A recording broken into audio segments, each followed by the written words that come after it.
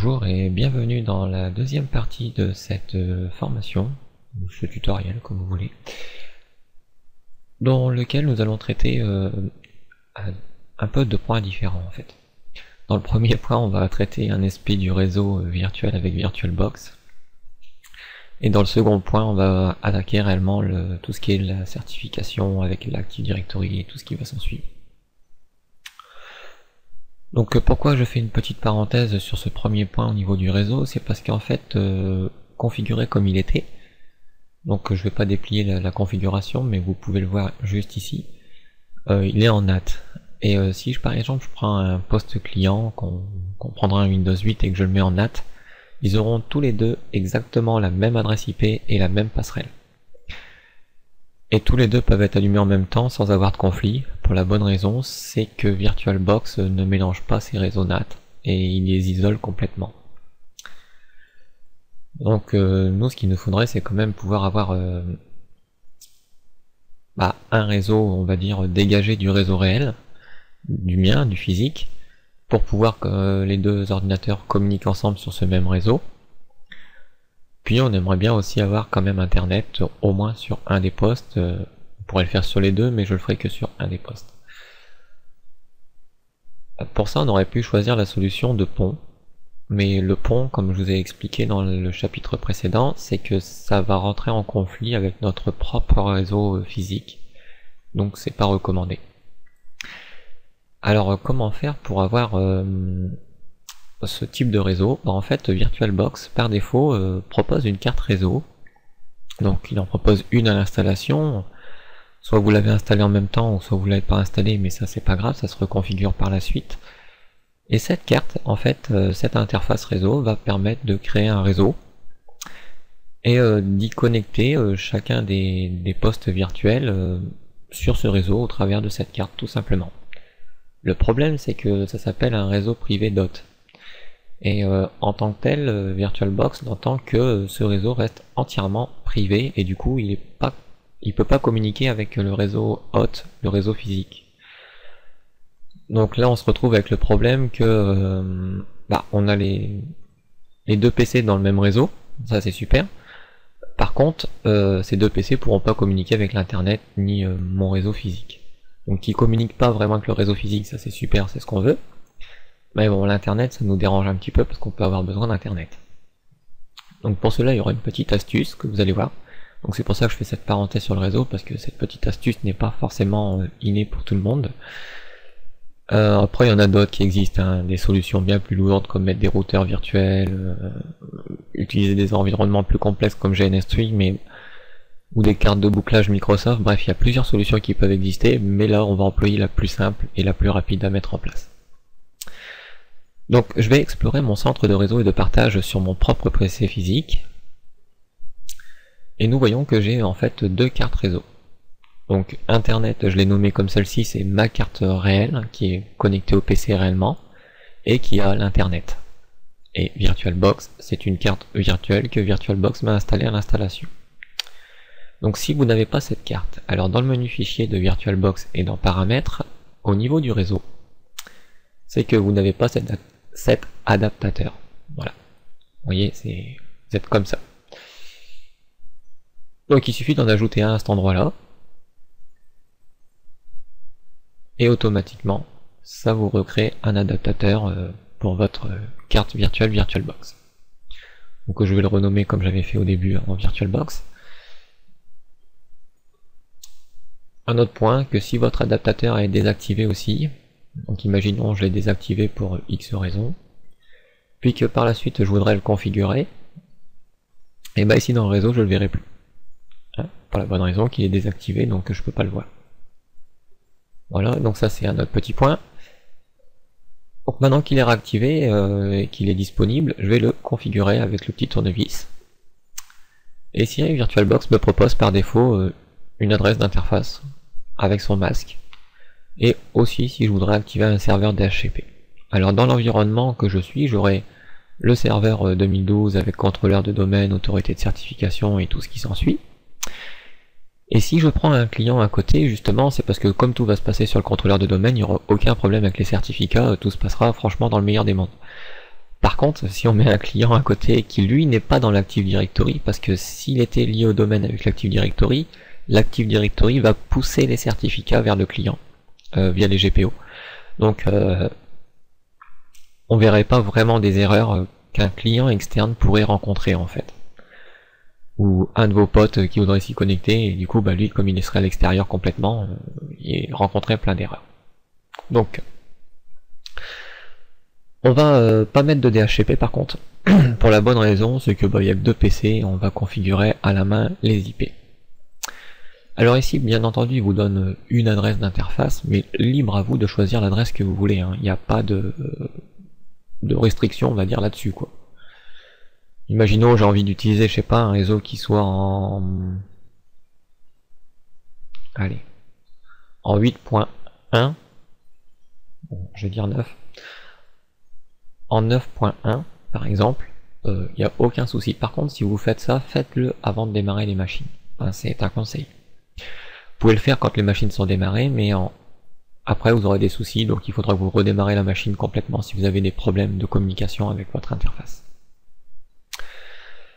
Donc on a réglé l'interface, on est content, et maintenant on va passer à autre chose, c'est-à-dire à régler les postes. Donc le premier poste, bah, je vais lui mettre plus en NAT, mais en accès réseau privé de l'hôte, et je vais choisir mon interface VirtualBox puisque j'en ai qu'une. Et si j'en avais plusieurs, bien sûr, il serait listé ici et je pourrais choisir laquelle je veux.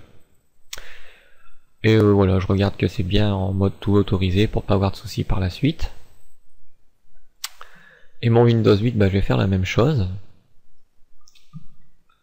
Hop, réseau et réseau privé de l'hôte, VirtualBox, je vérifie bien que c'est autorisé. Et voilà, donc je vais pouvoir démarrer les postes. Donc on va plus travailler forcément sur le serveur au début et après par la suite sur le client pour voir nos tests si ça fonctionne bien. Au passage je m'excuse pour la vidéo précédente parce que le son il est franchement à chier. J'en suis entièrement désolé, je voulais activer l'amélioration du bruit au niveau de ma carte son et finalement bah, ça fait vraiment pire que mieux. Donc cette fois-ci je pense que ça devrait aller beaucoup mieux. J'ai changé toute la configuration qui fait que normalement il ne devrait pas y avoir de problème. Donc vu que lui ça doit être le serveur, c'est le plus long à démarrer, je vais regarder le client.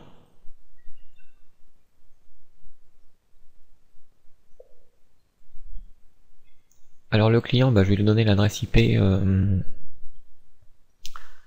à 172, 192, 168, 9.3. Puisque la point 1 c'est l'interface réseau comme on a vu, en point 2 je mettrai le serveur, et puis en point 3 je mettrai le client. Voilà. Alors au passage, j'ai ouvert une invite de commande sur mon PC, et je vais faire un petit IP config. Et vous verrez qu'au passage, mon réseau physique est en 5.90 pour mon poste à moi, et que la passerelle de mon réseau physique est 5.1. Donc ça c'est à noter, hein. Vous voyez que notre interface VirtualBox a bien la 9.1. Pourquoi? Parce que je vais faire des petits pings pour vous faire voir un petit peu c'est quoi ce réseau privé de l'hôte, comme il dit.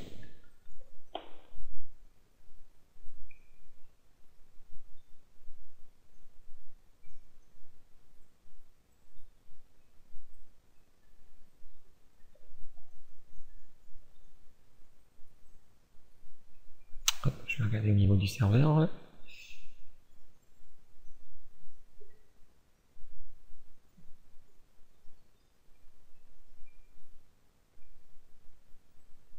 Ok.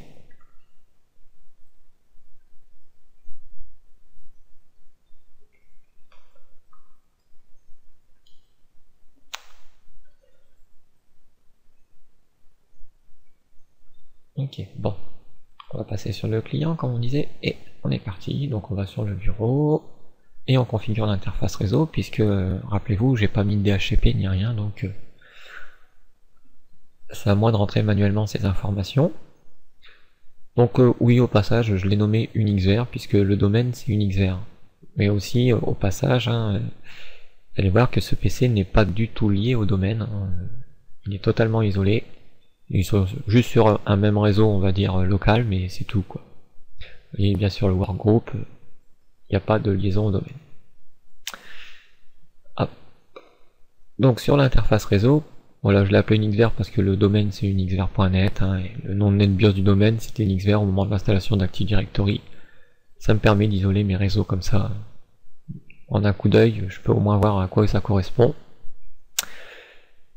Donc ça c'était une configuration précédente que j'avais utilisée, donc je vais juste modifier les informations, hein. Là c'est plus un réseau 60 mais c'est 9, donc j'ai dit que je la mettrais en 192.168.9.3, le masque de sous-réseau qui correspond, et la passerelle c'est l'interface donc 9.1. Et ici, rappelez-vous dans le chapitre précédent, nous avons en fait mis les entrées DNS de nos deux sites PMA unixver.net et CMS unixver.net, pour pas que ça soit redirigé sur le web tout simplement, hein, puisque ça n'existait pas sur des serveurs DNS publics. Et nous n'avons pas utilisé non plus notre DNS local, on a vraiment mis ça en dur dans le fichier host. Ce qui voudrait dire que mon client, là, je serais obligé de le mettre en dur aussi dans le fichier host, et ainsi à tous mes clients, ce qui deviendrait un petit peu laborieux si on avait beaucoup.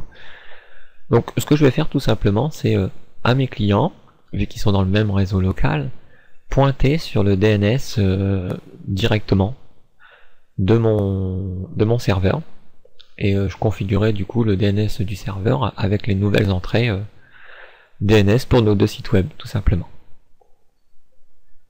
Donc je lui donne en DNS bien entendu l'IP du serveur, hein, comme je vous dis, puisque le serveur DNS c'est le serveur, la passerelle par défaut, et son adresse d'interface réseau.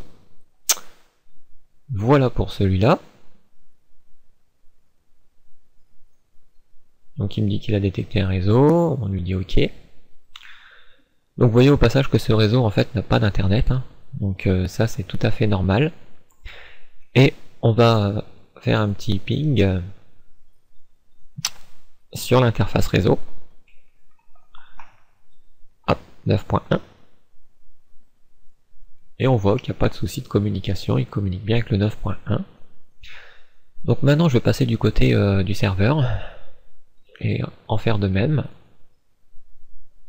Donc j'ouvre le centre de réseau et de partage, je vais dans les paramètres de la carte, donc elle aussi je l'ai nommée unixver, vous voyez. Comme ça on comprend que ces deux cartes là c'est le même réseau en fait quelque part, même s'ils sont sur deux PC différents. Donc ici on avait notre ancienne configuration en NAT, donc on va changer, on va remettre maintenant le réseau qu'on a choisi. 9. J'ai dit 2 pour lui. Donc là c'est l'interface. 9.1. En DNS, je laisse le loopback et je vais le mettre aussi sur l'adresse, on va dire, du réseau local. Donc 9.2, hein, l'adresse de ce PC même. Bon, c'est pas obligé, mais on peut le mettre, ça dérange pas. Je ferme. Donc vu que j'ai pas vu que ça s'est réinitialisé, je vais le faire à la main. Hop, bon normalement ça le fait, hein, c'est parce qu'il y a des problèmes d'actualisation parfois. Et je vais tout de suite ouvrir l'invite de commande pour vérifier s'il peut pinguer l'interface réseau. Bon, normalement il n'y a pas de souci, hein. On l'a vu sur l'autre PC. Vous voyez, il n'y a pas de problème, ça répond. Et maintenant, si j'essaie de pinguer le PC client depuis le serveur, on voit qu'il n'y a pas de problème. Et je me mets sur le PC client et de lui-même, je ping le serveur. On voit qu'il n'y a pas de souci. Bon, maintenant, si j'ouvre un navigateur,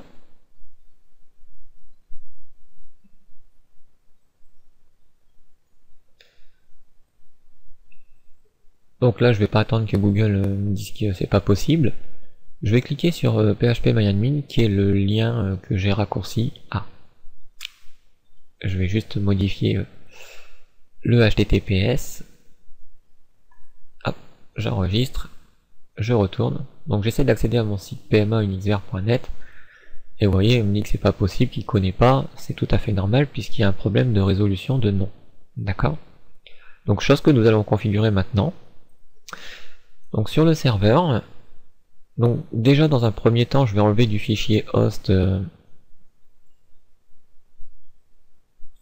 les lignes que nous avons précédemment mises. Voilà, j'enregistre le fichier. Voilà. Et ben je vais dans mon DNS.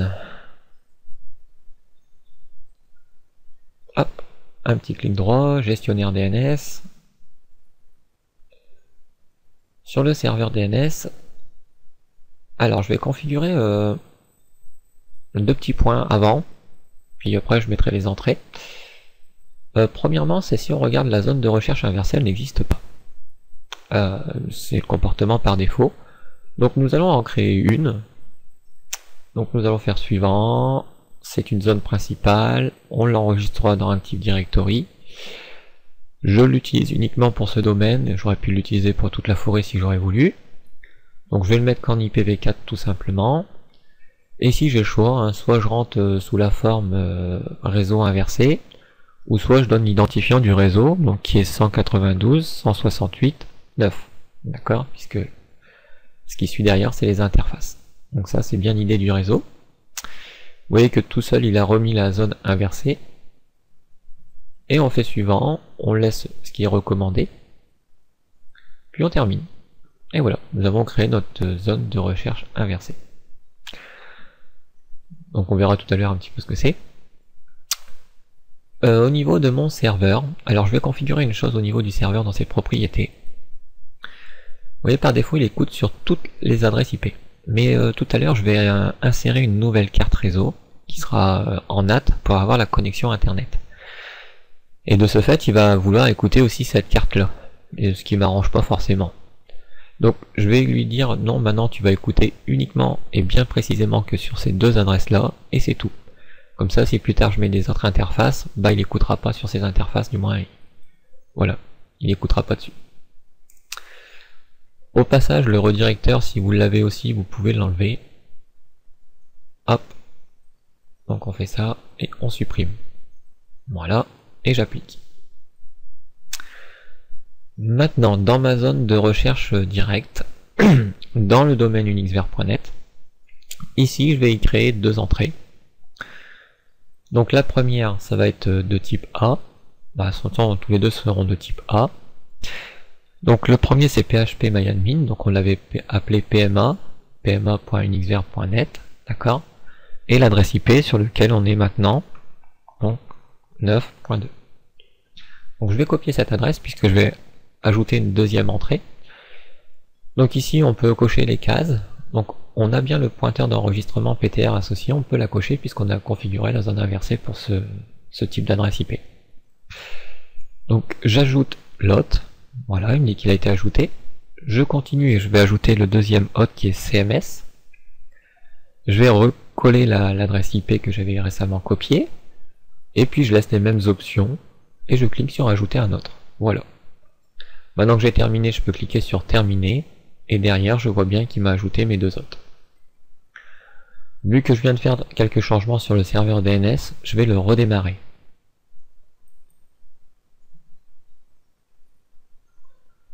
Voilà, notre DNS maintenant est complètement configuré et prêt. Ce qui veut dire que si je retourne sur le poste client et que j'actualise ma page pour le PMA, hop là, ça n'a pas été bien pris en compte.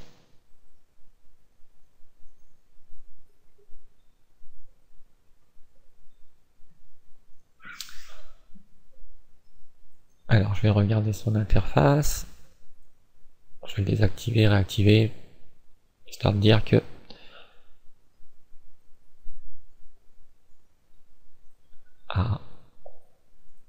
donc je vais réessayer un ping, voir un petit peu ce qui s'y passe. Donc a priori il n'y a pas de problème. Je vais tenter maintenant un ping sur l'hôte carrément, pour voir s'il fait la résolution du nom. Donc je fais faire un ping sur pma.unixver.net.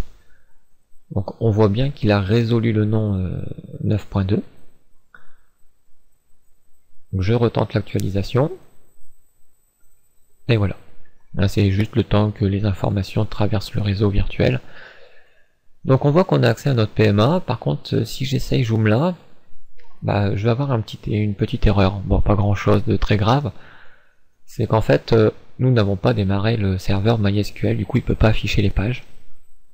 Donc sur mon serveur, donc MySQL, vu qu'on l'avait mis un petit peu en... Comment dire? Donc je vais ouvrir le gestionnaire des tâches. Je vais mettre plus de détails et je vais mettre sur la vue détails. Et si je regarde au niveau des M ici, il n'y a pas de MySQL. On est bien d'accord? Donc vu que MySQL, comme on l'a mis dans le PAF, le chemin PAF, ça veut dire qu'on peut l'appeler de n'importe où. Donc je vais exécuter une tâche, et cette tâche sera MySQL D, pour le démon. Je valide. Ici on me demande de démarrer, je démarre. Et voilà. Voyons que maintenant MySQLD est démarré. Retournons sur le client pour voir si il affiche notre site. Et nous voyons qu'il va afficher le site. Donc c'est un petit peu lourd et c'est un petit peu long à chaque fois. Mais vous verrez qu'il n'y a pas de problème, hein, que ça va vraiment s'afficher. Voilà. Enfin, bah, je peux tester directement mon site par défaut, qui est serveur. Et là on a notre joli Hello en PHP, chose qu'on va changer immédiatement.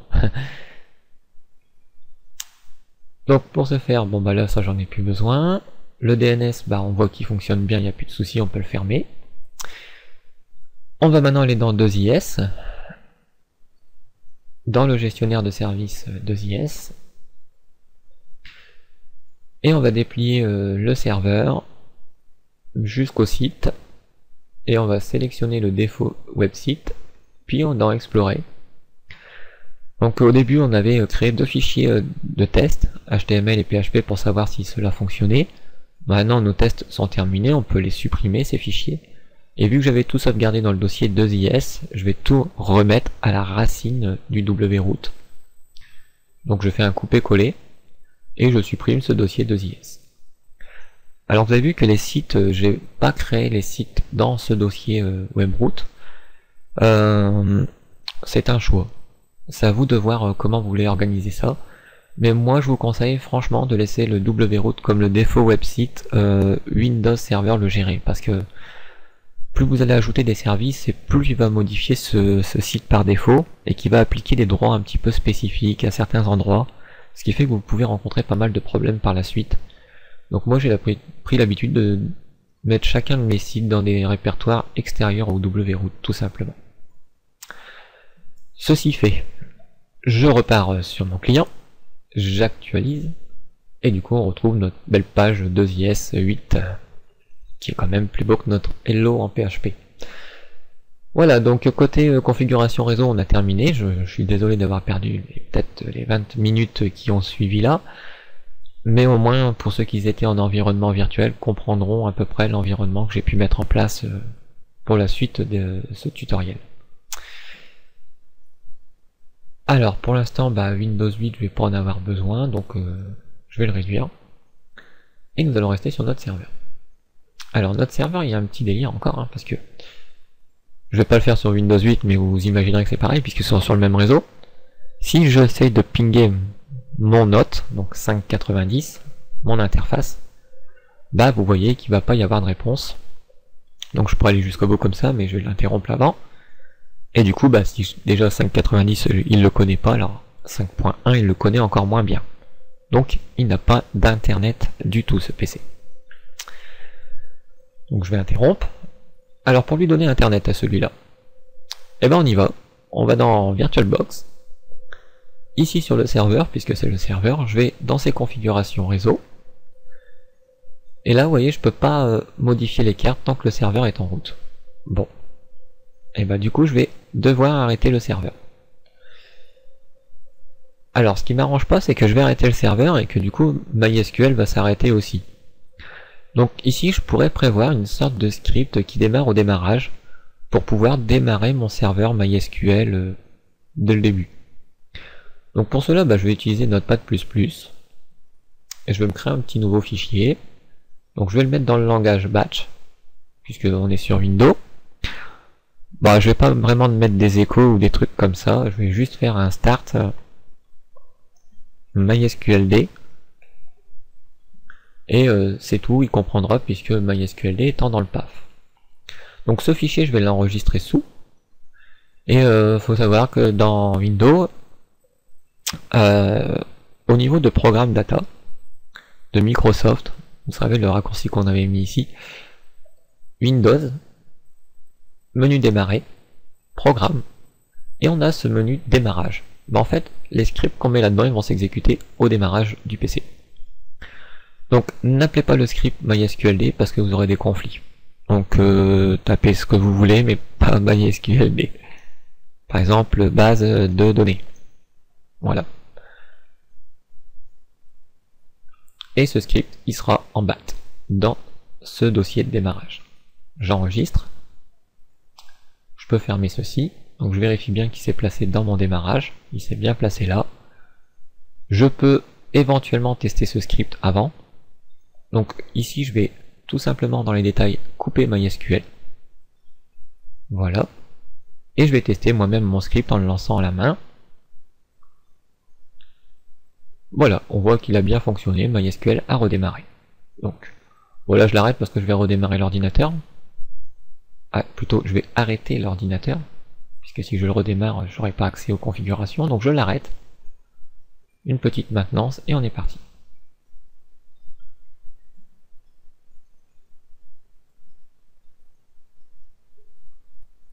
Voilà, donc le serveur est arrêté. Je vais dans ses configurations. Au niveau du réseau, dans carte 2, je vais activer une nouvelle carte. Elle sera en NAT, tout simplement. Et puis c'est bon, je redémarre le poste. Donc voilà, le poste vient de redémarrer.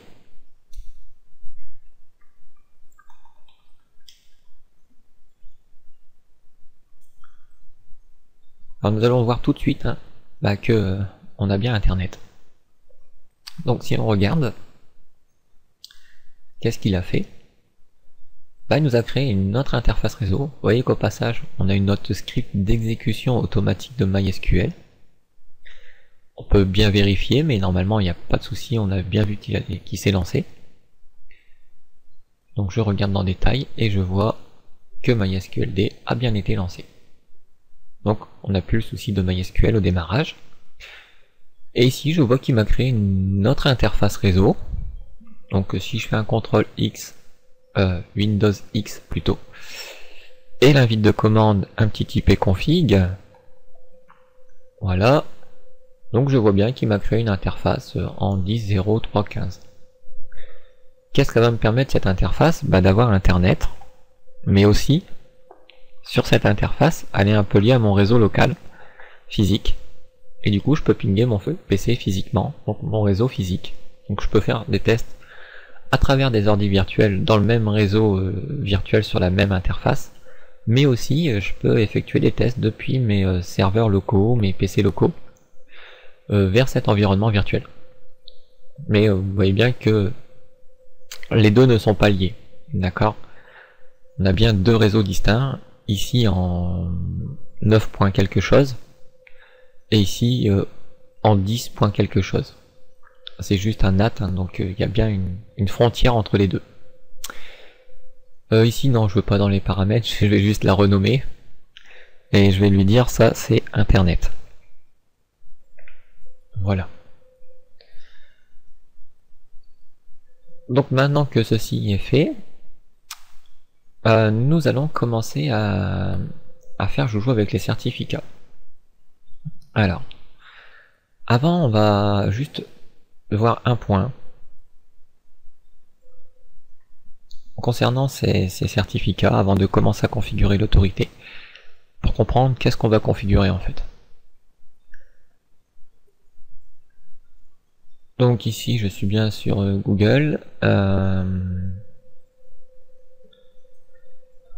Bon on va prendre Google. Donc, ce qui est étonnant, c'est que d'habitude il va en HTTPS tout seul. Voilà. Donc j'y vais en HTTPS et pour regarder au niveau du certificat de sécurité comment ça fonctionne déjà sur un certificat qui est en ligne et tout. Donc si on regarde dans connexion informations relatives au certificat, nous observons le certificat. Et ici, ce certificat, comme il dit, a été conçu pour garantir l'identité d'un ordinateur distant. Il a été délivré à all, everything, tous, n'importe quoi, on va dire, qui commencerait par quelque chose point qui finirait par google.com. Voilà, c'est ce qui veut dire ce certificat. Il a été délivré par l'autorité Google Internet Authority. Et il est valide du 5.6.13 au 1.11.13. Voilà. Alors, un certificat, ce qu'il faut savoir, c'est qu'il valide plusieurs choses, il vérifie plusieurs choses. Premièrement, c'est la date de validité. Savoir si ce certificat est toujours valide. Mais il peut arriver que le certificat soit révoqué avant la fin de sa date de validité. Et dans ces cas-là, comment mon navigateur, par exemple, peut savoir si le certificat est toujours valide ou pas? Donc ça, c'est un point crucial, pour pas dire c'est celui qui chamboule tout le monde, qu'il faut bien comprendre, qu'en fait, il y a une liste de révocation qui existe, et qui doit être publiée et accessible par tous, puisque chaque certificat va aller voir cette liste afin de vérifier la validité du certificat. Donc on va dire que la première information qui est vérifiée, c'est la validité du certificat. La deuxième information qui est vérifiée, c'est le délivré par. Ce délivré par, en fait, c'est l'autorité de certification. Ce certificat va être signé numériquement. Signé ne veut pas dire crypté, hein. Juste veut dire, par exemple, c'est comme votre carte d'identité qui a une signature au dos. La signature, c'est celle de je sais plus trop quoi, qui fait qu'en gros, votre carte d'identité, elle est signée, validée, vérifiée par une autorité compétente. Et que cette autorité, elle est reconnue. D'accord? Donc, c'est ça que ça veut dire, en fait. Ensuite, le délivré A, donc c'est ce qu'on appelle l'objet, c'est qu'est-ce que le certificat valide au juste, vérifie au juste. Ici, il vérifie un domaine en général. On peut pas dire un nom de domaine tout simplement ou une adresse web, puisque à cause du étoile, il valide tout ce qui pourrait être sur le domaine google.com. Voilà. Donc si nous regardons un petit peu plus profondément dans les détails, nous voyons la version du certificat, les numéros de série, l'émetteur, d'accord, où se situe celui qui a signé ce certificat, la validité, donc du haut, et vous voyez bien que ça va jusqu'à l'heure carrément, hein. L'objet, donc qu'est-ce qui vérifie au juste, qu'est-ce qui valide au juste. Donc on voit qu'on a le nom de domaine, qu'on a l'organisation, qu'on a le... je sais plus c'est quoi le L. Le S c'est state, et le C c'est country. Donc le pays, l'état, et la locality, je crois, Mountain View, ou la localisation, je sais plus trop c'est quoi le L. Bref. Nous avons une clé publique, et nous avons un point de distribution, comme on le voit parce que là ça va plus loin, mais ça répète en dessous, de la liste de révocation des certificats du point de distribution. Et ce truc là, ouais, il pointe vers une URL, HTTP, machin chose. Si je regarde cette chose là, que je peux pas la copier malheureusement. Faudrait que je copie tout dans un fichier, mais bon, ça serait un peu embêtant. Mais en d'autres termes, ce certificat là, s'il peut pas accéder à ça, il peut pas vérifier ça. Ensuite, ça, comment il le vérifie? Ici. Vous voyez qu'ici, l'autorité compétente, c'est-à-dire le certificat racine, le tout premier, vient d'ici, GeoTrust. Après, il y a eu Google qui a créé son autorité de certification. D'accord, il a dû se produire un certificat. Mais ce certificat, on a deux choix. Soit il va être auto-signé, c'est-à-dire que c'est l'autorité elle-même qui signe son propre certificat, mais dans ces cas-là, ça vérifie pas vraiment la validité de... on peut pas savoir si c'est vraiment vrai, puisque si on peut le signer nous-mêmes, tout le monde pourrait le signer soi-même. Donc la signature, c'est le principe de savoir réellement qui l'a signé, quoi. Comme notre carte d'identité, quoi. Google, ce qu'il a fait pour que tous ces certificats ensuite qu'il signera lui-même, puisque c'est lui-même qui va signer ses propres certificats, ses propres demandes, bah il s'est créé une autorité de certification et il a fait signer le certificat de son autorité par GeoTrust. Ce qui fait que son autorité étant liée à GeoTrust, GeoTrust étant reconnu, on va dire, en tant qu'autorité de confiance, bah du coup, tous les certificats que Google va produire seront de confiance, puisqu'ils vont remonter la chaîne jusqu'à GeoTrust. Comment on peut savoir que GeoTrust est une autorité de confiance? En fait, dans tous les ordinateurs que vous installez, ou même les périphériques mobiles et autres, en gros, ont en leur sein un magasin de certificats. Et ce magasin de certificats contient tous les certificats racines de confiance. Bien entendu, ces certificats peuvent être évoqués aussi, c'est comme des certificats de serveur ou de site ou d'utilisateur plus tard. Les autorités, elles aussi, doivent être vérifiées. Pour y accéder à ce truc, on fait Windows X au niveau des touches clavier, exécuter, et on va taper MMC pour avoir la console de gestion. Voilà, on est dans une console, et dans cette console, on va aller dans Fichier, ajouter un composant logiciel enfichable, et nous allons ajouter le composant certificat. Attention, hein, pas autorité de certification, mais bien certificat. Ici, on va nous demander pour quel type je veux voir cette chose. Donc je vais dire, bah tu me le fais voir pour le compte de l'ordinateur. Et je termine. Voilà. Et ici, donc c'est une première vision qu'on peut avoir des certificats.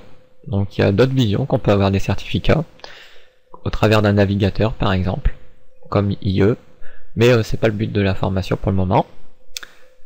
Donc ici dans certificat, on a un truc qui s'appelle autorité de certification racine de confiance. Et que si on va dedans, ici on a une liste de certificats. Et ces certificats, justement, c'est eux qui sont de confiance. Voyons voir un petit peu.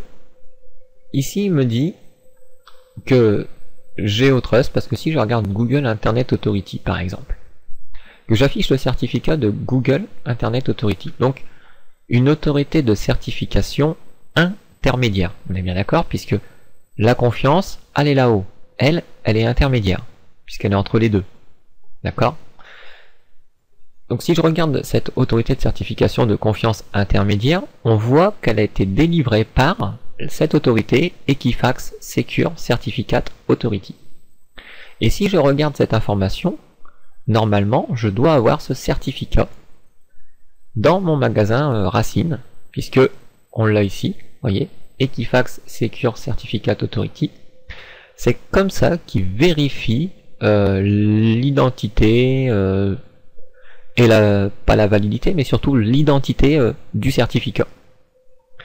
Donc la première chose qu'on a vue, il vérifie la validité du certificat. Deuxièmement, il vérifie l'identité. Troisièmement, il va vérifier le sujet. Donc ici, le sujet, c'est une autorité de certification, carrément. Si on regarde bien dans les détails, objet, vous voyez, c'est une autorité de certification qui est directement en sujet. Or, si on regarde ici, là, bah, on est déjà dessus, donc si on voit le sujet ici, hop, l'objet, on voit bien que c'est des noms de domaine qui valident. Donc, la troisième information étant le nom. Donc ici, comme il me dit, ce certificat, moi j'autorise pour tout ce qui va se terminer par google.com. Et bien on voit bien que www.google.fr marche quand même. Alors là, c'est un petit peu bizarre d'ailleurs. Alors à mon avis, il y a une autre chose derrière au niveau des DNS qui fait que ça se redirige sur google.com en arrière-plan, je pense. Mais en d'autres termes, normalement, ça aurait pas dû passer puisque c'est .fr et il valide le .com. Ouais, d'ailleurs, j'avais pas remarqué ça. Mais bon, on verra par la suite plus loin dans le sujet, c'est ce que justement, c'est le rôle des certificats, c'est ce qu'on va créer les sujets en fait. Ok, et du coup, si je regarde GeoTrust là, bah, GeoTrust, si j'affiche le certificat, on voit bien que c'est toujours le même, Equifax Secure Certificate Authority. Vous voyez que le certificat de cette autorité de certification a une date de validité assez large, 98 à 2018. Donc à peu près 20 ans, quoi. Même 20 ans. Oui, 20 ans pile, puisque c'est la même date.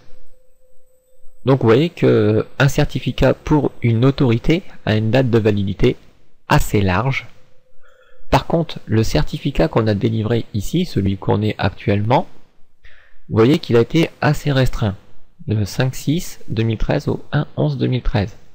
Donc vous voyez que Google change ses certificats très régulièrement pour ses serveurs web. Qu'en est-il de son autorité de certification? On peut voir son certificat, et on voit que son autorité de certification a une date de validité d'à peu près 1 an, on va dire. Donc même son autorité de certification, il la renouvelle régulièrement. Voilà, donc ça c'était un point fondamental avant de voir la suite des certificats afin de le comprendre. Donc dans un certificat, la plupart du temps, il y a quand même plusieurs choses. Donc ce qui est dommage, c'est que j'ai pas envie de traiter les points, on va dire, de cryptographie et tout le reste pour que vous compreniez exactement dans le détail. Donc c'est pour ça que je vous inviterai ici dans Google à taper cryptographie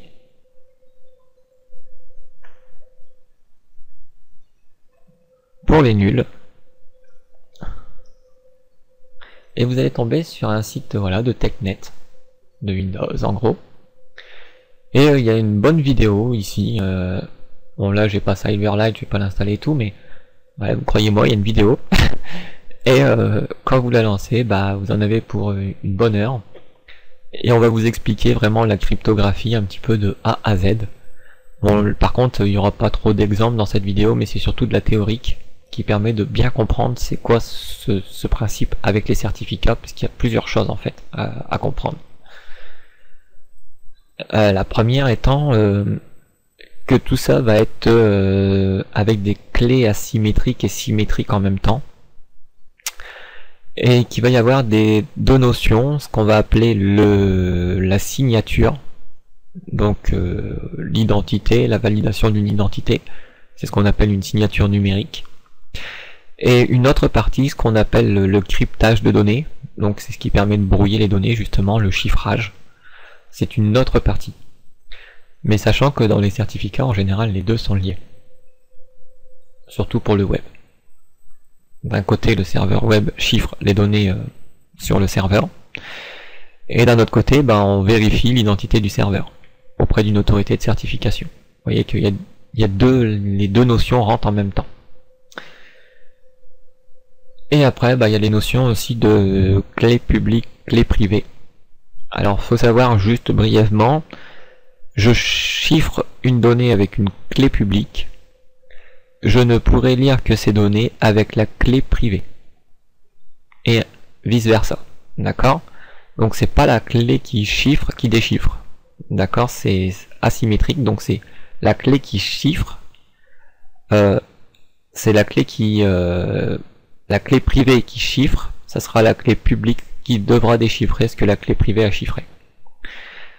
Chaque personne qui demande une paire de clés, la paire de clés est générée toujours par la personne qui la demande. Par exemple, vous êtes sur votre serveur web, vous avez besoin d'une paire de clés pour faire un certificat, c'est le serveur web, au moment où vous demandez ce certificat, qui génère déjà les deux clés. Donc on verra par la suite ce processus. Du coup, là pour le moment je vais fermer tout ça, et on va passer un petit peu au vif du sujet. Donc j'enregistre pas.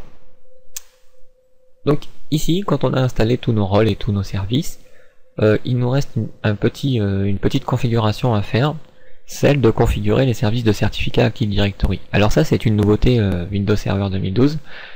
Tout ce qui concerne la certification se fait maintenant en deux étapes. La première étape, c'est l'installation du rôle en question, et dans la seconde étape, c'est la configuration de ce rôle. Donc avant ça se faisait tout d'un seul coup, maintenant c'est en deux fois. Donc je clique sur ce petit lien qui me propose. Donc on va voir qu'il va vérifier mes informations, savoir si j'ai le droit ou pas de modifier. Voilà, il voit qu'apparemment j'ai le droit. Donc je clique sur suivant, Vous voyez que pour l'instant je n'ai installé qu'un seul rôle, c'est celui de l'autorité de certification. Donc je fais suivant. Donc là il commence à me poser des questions. Alors la première question c'est d'accord, tu veux créer une autorité de certification, mais celle-ci va-t-elle être liée à Active Directory directement ou non? Est-ce que j'utilise tes objets de l'Active Directory pour faire tes certificats ou pas? Est-ce que j'utilise les informations d'utilisateurs qui se loguent en tant que validité pour vérifier chacune des demandes ou pas?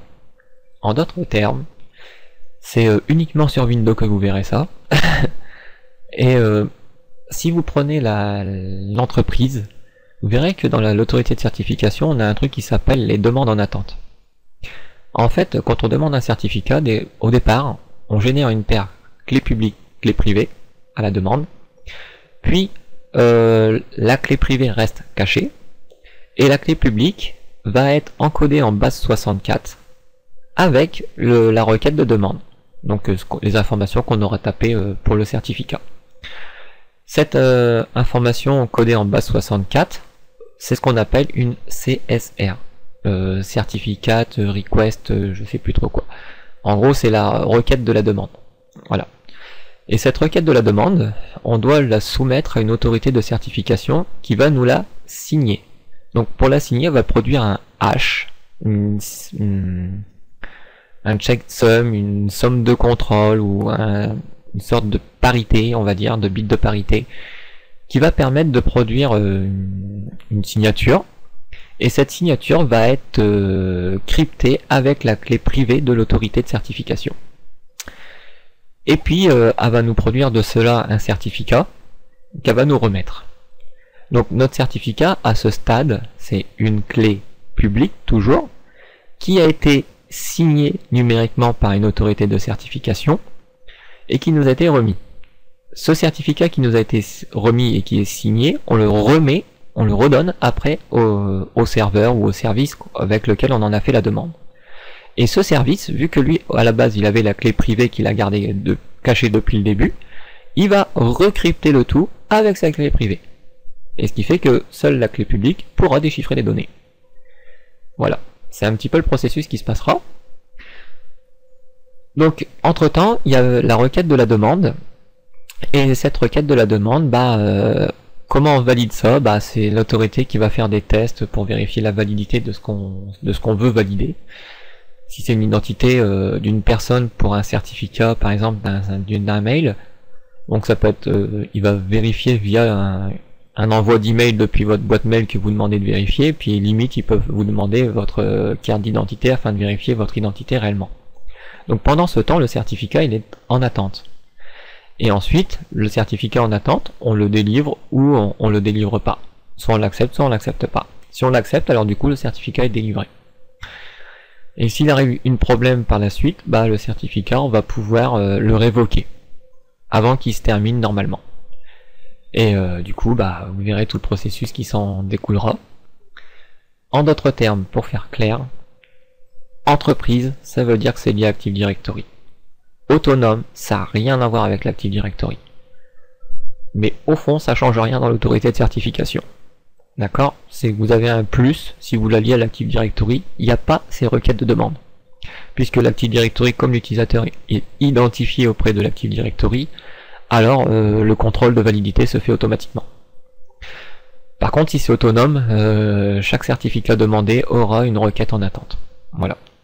Donc je prends pas l'autonome parce que j'utiliserai plus tard, on verra la suite des certificats sur des Linux au niveau d'un environnement préconçu, et aussi on le verra à la main par la suite qu'on créera notre autorité sans rien, juste avec des lignes de commande, et vous verrez que on sera toujours dans un cas autonome, donc autant prendre entreprise vu qu'on est sur Windows Server. Je fais suivant. Ensuite, la deuxième question est aussi importante. Bon, d'accord, tu démarres ton autorité. Celle-ci, le certificat que je vais avoir, qui va signer tout le reste, qui va vérifier tout le reste. Est-ce que c'est ton autorité racine? Est-ce que c'est la première et toute première, et puis après il y en aura peut-être d'autres? Ou est-ce que celle-ci dépend déjà d'une autorité? Rappelez-vous le truc de Google.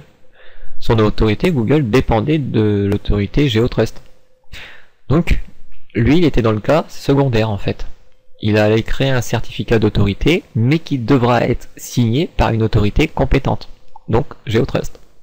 Nous, notre cas, ici, c'est pas le cas. On va vraiment créer l'autorité racine. C'est nous-mêmes l'autorité compétente. On fait suivant. Donc là, il nous dit, bon bah voilà, tu vas créer ta paire clé privée, clé publique. As-tu déjà une clé privée au cas où? Bah non, j'en ai pas, donc je vais en créer une nouvelle. Donc maintenant, il me dit, voilà, quel algorithme de chiffrement je vais utiliser. Donc là, j'ai le choix, RSA et tout le reste. Alors il y en a plein, mais faites attention, vous verrez plus tard, je vous ferai voir des choses. Cochez pas tout et n'importe quoi, laissez souvent les trucs par défaut, vaut mieux. Ici la longueur de clé, alors je vous conseille pas d'aller trop loin parce qu'après ça peut être lourd en termes de performance. Déjà 2048 c'est bien et puis ça c'est le minimum qu'Exchange demande normalement. Donc ça reste assez light, tranquille. Ensuite l'algorithme de hachage, hein, je vous ai parlé, il y a le cryptage et le hachage. C'est deux choses. Cryptage c'est ce qui encode, hachage c'est ce qui signe, quelque part. Donc c'est ce qui valide, qui vérifie que les données n'ont pas été modifiées. Donc on a choix, hein, il y a plusieurs protocoles de hachage. Je vais laisser ce par défaut, hein, je vais rien toucher par défaut, mais vous pouvez changer des fois, il n'y a pas de souci, mais faites attention parce que des fois il y a des trucs qui marchent pas vraiment. Autoriser l'interaction de l'administrateur lorsqu'on fera appel à l'accès de la clé privée. Alors vous pouvez cocher, mais ici dans l'exemple je le cocherai pas, c'est pas utile, on n'en aura pas besoin. Bon, il me dit voilà, actuellement je vois que tu as en suffixe de domaine unixver.net, que le nom unique sera cette chaîne, on va dire, common name, hein. Et ici, ton autorité, le nom de l'autorité, ce qui sera visible au travers de tout le monde. Bon bah je vais rester assez dans le modèle un peu comme tout le monde utilise. Bah il y en a beaucoup, ils utilisent souvent le préfixe AC, ou en suffixe, ça dépend comment ils veulent le mettre, ou CA hein, pour faire Certificate Authority ou autorité de certification. Il y en a qui mettent aussi souvent Trusted Root. Alors Trust et Trusted Root en fait ça veut dire certificat racine tout simplement. Donc c'est dans l'endroit où les magasins stockent ces certificats dans nos PC. Bon ici pour faire simple, moi je vais utiliser premièrement mon nom de domaine, donc le nom NetBIOS, qui est UnixVer, hein, qui normalement il identifie une entreprise ou un truc de ce genre.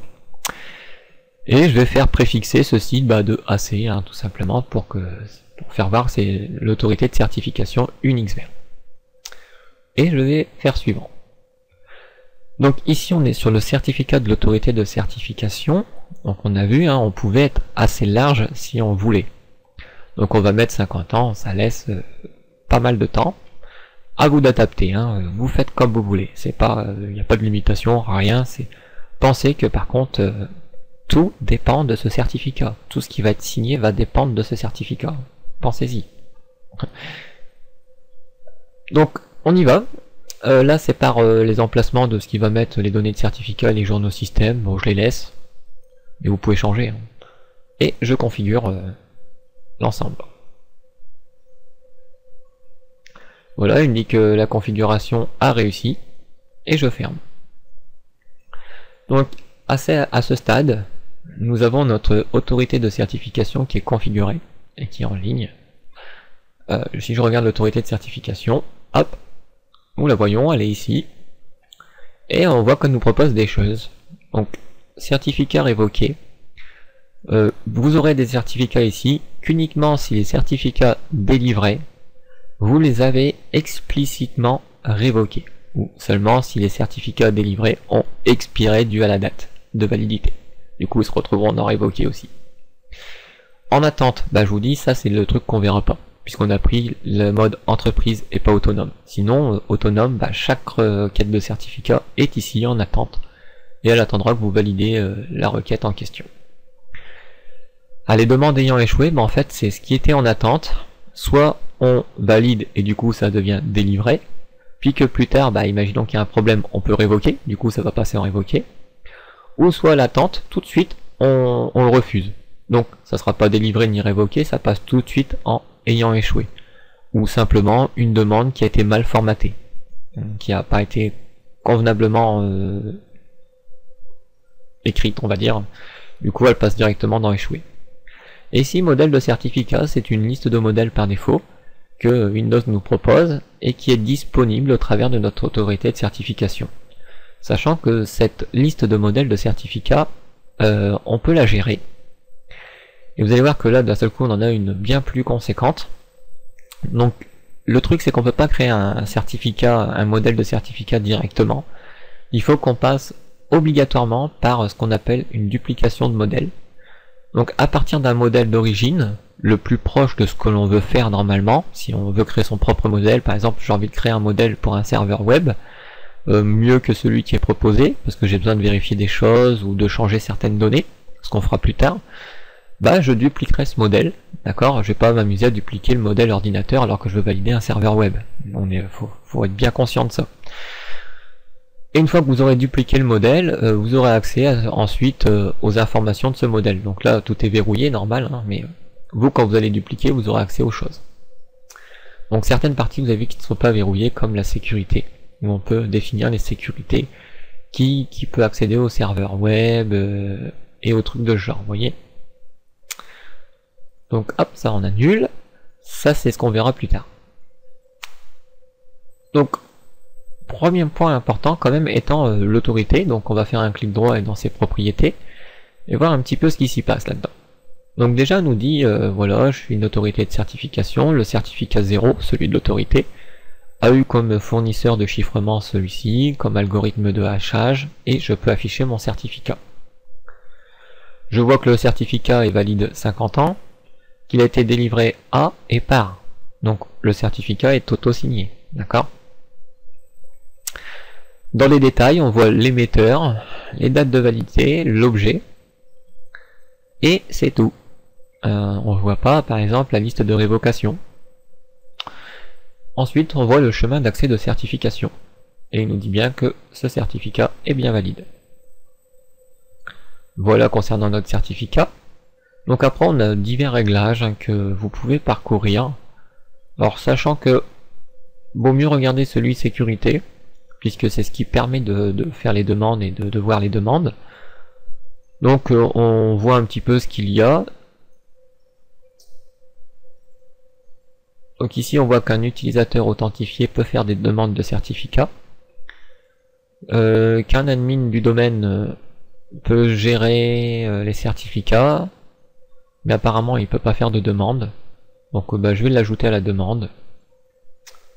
Je vais en faire la même chose pour eux. Voilà. Donc j'applique pas, si je peux appliquer. Des agents de récupération, on peut faire de l'audit sur tout ce qui est l'autorité. Donc les agents de récupération et d'inscription, on va pouvoir modifier des choses, mais c'est très rare, hein, mais bon. Dans peut-être une formation très poussée, on verra ce genre de choses, mais sinon non. Module de sortie, les modules de stratégie, ça on a vu, général on a vu, donc c'est extension qui sera important par la suite, qu'on y reviendra.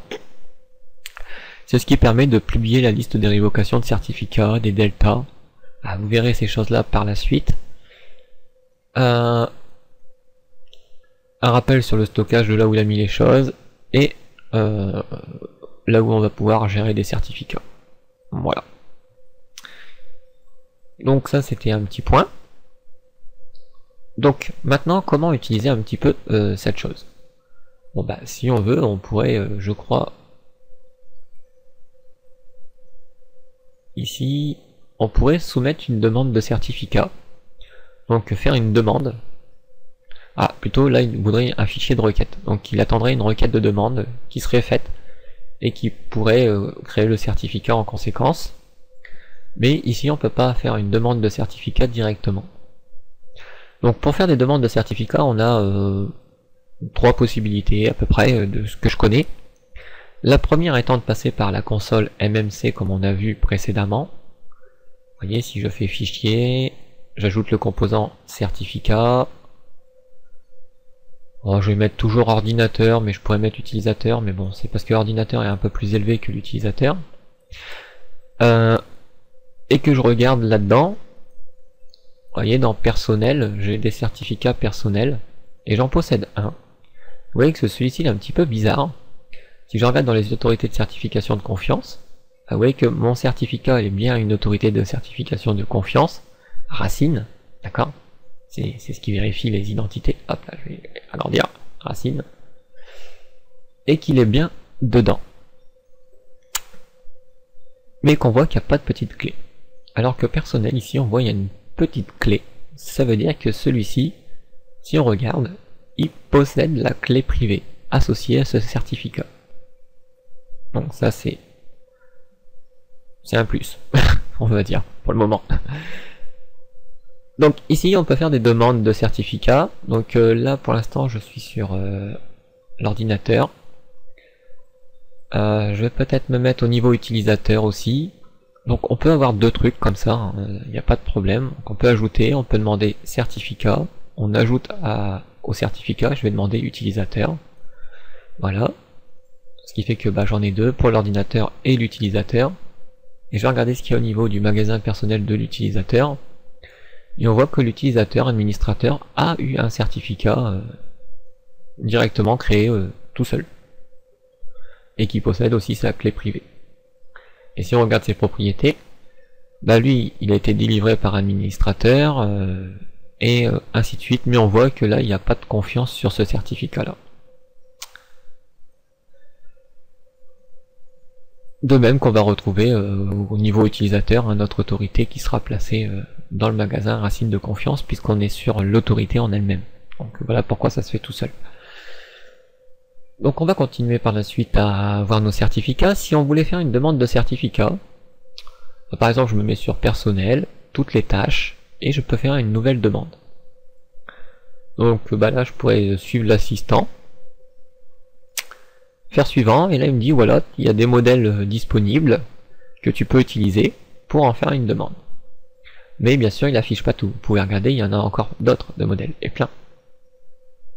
Donc ça c'est ce qu'on gérera par la suite, tous ces types de modèles. Comment faire pour les activer, les voir disponibles ici, non seulement, mais d'autre part, autre part, qu'on verra après. Hop, ça enferme. Alors souvent on peut faire aussi une demande, là je vais laisser ouvert pour le moment, je vais le réduire tout simplement. On peut faire aussi une demande auprès de l'endroit où on veut utiliser des certificats. Par exemple, couramment on va utiliser des certificats dans 2IS. Donc je vais ouvrir le gestionnaire de service 2IS. Et dans 2IS, sur serveur, tout simplement.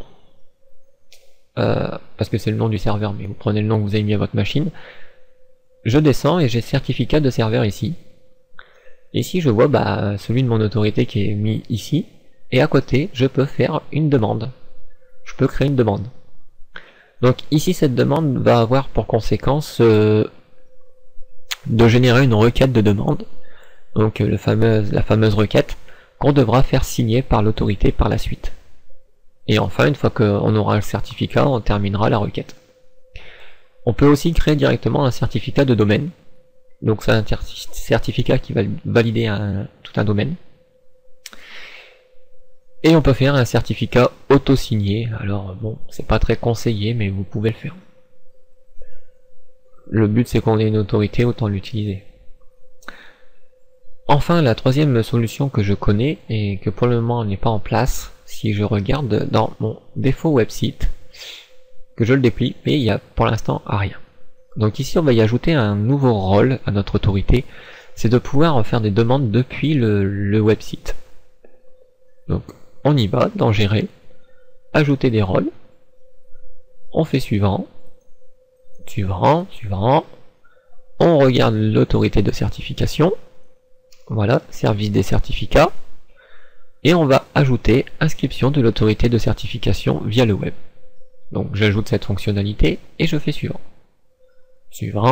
et j'installe.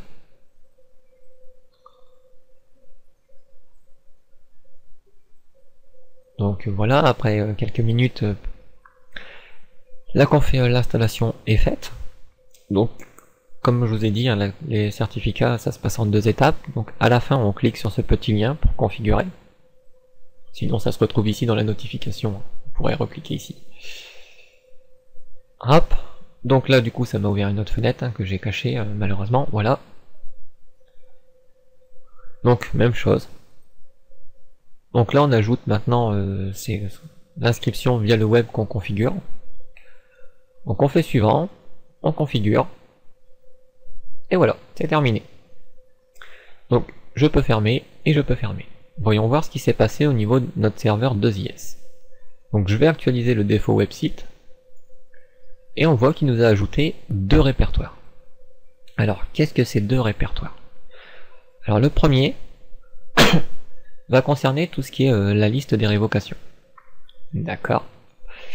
Et le deuxième va concerner vraiment l'autorité, donc là où on peut faire des demandes. Donc, qu'est-ce que ce répertoire-là, certain rôle? Donc on va voir un petit peu. On va aller, dans un premier temps, explorer ce répertoire, voir ce qu'il y a dedans. Et on voit qu'il nous a placé des fichiers CRL et CRT, puis un fichier du serveur web ASP, donc ça on s'en occupe pas trop. Ce qui nous occupe, c'est plutôt cela. Donc celui-ci permet de vérifier la validité de l'autorité. D'accord. Celui-ci est ce qu'on appelle la liste de révocation de base. Et celle-ci, c'est ce qu'on appelle la liste de révocation delta. Alors, la base contient toutes les informations de révocation. Tous les certificats révoqués sont dedans. Imaginez... vous avez fait votre autorité, vous avez commencé à délivrer des certificats, vous avez publié votre liste de base, puis 2 jours après, vous avez envie de révoquer un nouveau certificat.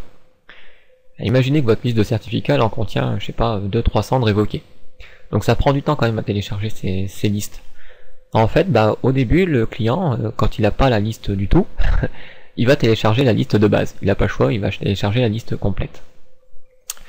Mais s'il y a eu une mise à jour entre les deux, un nouveau certificat a été révoqué, vous allez produire une liste delta, c'est-à-dire une mise à jour. Cette liste ne contiendra qu'uniquement le certificat qui a été révoqué.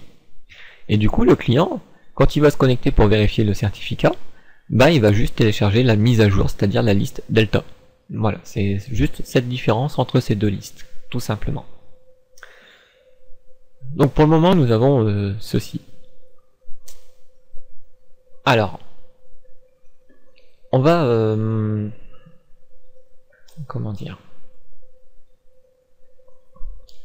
Donc il y a 2 choix. Je pourrais partir dans deux directions différentes à cet endroit-là, en fait.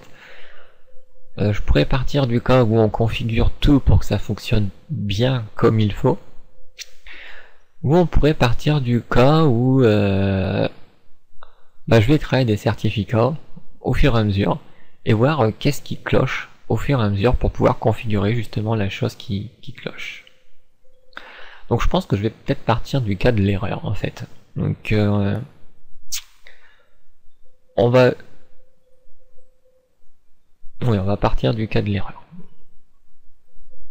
Donc là je m'embarque peut-être dans quelque chose, mais on verra bien.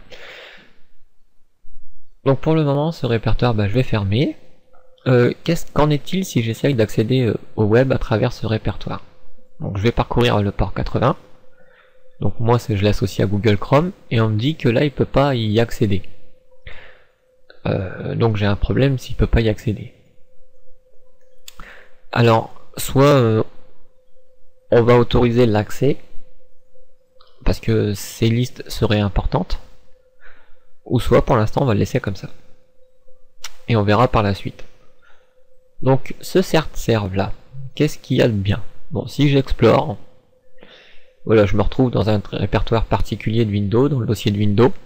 Donc là on n'y touche pas trop, hein, on ne fait rien là-dedans. Et si j'explore au niveau du web, si je parcours le site, voilà sur quoi je tombe, sur mon autorité de certification qui est bien UNIXVER AC. Mais on voit bien que je suis en protocole HTTP, je suis pas du tout sécurisé. Ici vous verrez qu'on pourra faire des demandes de certificats pour un utilisateur. Donc là on choisira un algorithme de chiffrage, une puissance, et puis lui après il fera le certificat. On pourra faire des demandes avancées, c'est-à-dire qu'on collera la requête de la demande, on dira pour quel type cette requête est faite, on pourra ajouter des attributs éventuellement supplémentaires, et on pourra envoyer ceci à l'autorité qui, elle, nous reproduira un certificat signé. Nous pouvons aussi afficher le statut d'une requête, mais comme je vous ai dit, c'est l'histoire des requêtes en attente, ça, il n'y en aura pas vu qu'on a pris entreprise. Et ici, on pourra télécharger le certificat de l'autorité de certification. On pourra l'installer, c'est le même lien à peu près. Hein. On pourra télécharger un certificat de l'autorité de certification, donc soit on l'installe, soit on le télécharge. La chaîne de certificats d'autorité de certification, c'est comme Google, vous avez vu qu'il y avait des autorités intermédiaires, donc dans ces cas-là, les certificats d'autorité de certification sont chaînés, ce qu'on appelle. Et ensuite, ce qu'on vient de parler, donc les listes de révocation de certificats de base et les deltas, c'est-à-dire les mises à jour de celles de base. Voilà en gros ce qu'on peut faire ici. Donc si on vérifie par exemple, est-ce que je peux télécharger la liste de base, puisqu'on avait vu dans notre dossier certaines rôles elle existait. Oui, si je clique dessus, vous voyez que je peux la télécharger. Et si je voulais la delta, effectivement, apparemment, j'ai l'air de pouvoir la télécharger. Malgré que je vois pas le plus. Donc voilà pour ce qui est de ces choses-là. Donc ça, je vais les supprimer, bien entendu. On verra ça par la suite.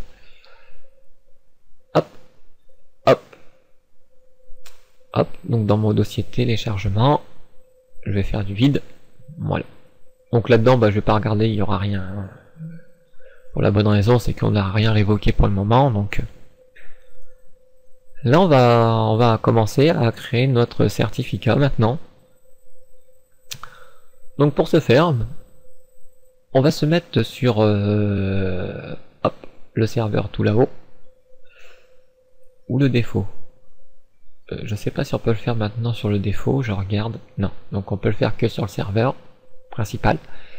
Et ici, on y va en dessous, certificat serveur, et on va faire une nouvelle demande de certificat. Alors, pourquoi on va faire une demande de certificat ? Premièrement, ce que je voudrais, c'est un petit peu sécuriser l'accès de mon autorité de certification. Mais actuellement, mon défaut website, là, il n'a pas de certificat. Et du coup, ça va pas marcher. Donc il va falloir que je crée un certificat pour mon défaut website. Alors, par défaut, vu que j'ai choisi unixver.net, on va mettre www.unixver.net. D'accord ? Donc on va choisir ça. Donc vous adaptez selon votre cas, hein, bien entendu. Donc je crée une demande. Et ici, dans le nom commun, donc ce qui va vérifier, dans l'adresse web. Bon, allez, je vais... je dirais que je le ferai plus pour le serveur, à la base, puisqu'on va en créer plusieurs de toute façon, donc... le but serait de... Ouais. Donc je vais mettre le serveur en fait. Donc je vais écrire le nom du serveur qui s'appelle serveur, suivi du domaine. .net. Voilà, donc mon serveur par défaut, sur le web, il pourra avoir cette adresse-là. Et c'est ça qui sera vérifié dans l'URL. L'organisation. Bon là je vais mettre une Xver. L'unité... j'en sais rien. Certification. Voilà, on peut mettre un petit peu ce qu'on veut, mais si vous avez des informations plutôt concrètes, mettez-les concrètes, hein, surtout. Donc là c'est pareil, hein, mettez vraiment les bons endroits. C'est pas vraiment validé, vérifié, mais vaut mieux mettre les bons trucs, quoi. Donc ici pareil, on choisit le chiffrement, on choisit la longueur, donc on voit on a le choix entre ces protocoles là. La longueur on a le choix là, donc on va laisser par défaut, ça me suffit. Et ici il me dit où est-ce que je vais mettre cette requête que je suis en train de faire. Donc à cet instant, en fait, la clé publique et la clé privée a été créée déjà. Et dans la clé publique, il a la clé publique, voilà, il a la clé qu'il a créée, l'algorithme, plus ces informations-là sont dedans, en fait. Et cette chose-là, elle est encryptée en base 64, encodée en base 64. Donc nous allons enregistrer cette requête de demande qui sera un simple fichier texte. Bon, je vais l'appeler ruc et je vais le stocker sur le bureau. Et je termine. Et voilà. Donc ici, si j'ouvre ce fichier, voilà ce que je vous dis. Les informations que j'ai tapées précédemment, plus la clé publique, est dedans, en fait. Maintenant, il va falloir soumettre ces informations-là à l'autorité de certification. Pour ce faire, je vais copier l'ensemble de ce texte du début à la fin. Puis je vais aller sur mon autorité de certification. Dans la demande de certificat, je vais faire la demande avancée. Et ici, il me demande justement de mettre la requête de certificat qui a été encodée en base 64. Donc je lui colle cette requête. Je lui dis pour quel type de demande je fais cette chose-là. Donc là, je vais lui dire, c'est pour un serveur web que je te demande ça. Je pourrais ajouter des attributs ici.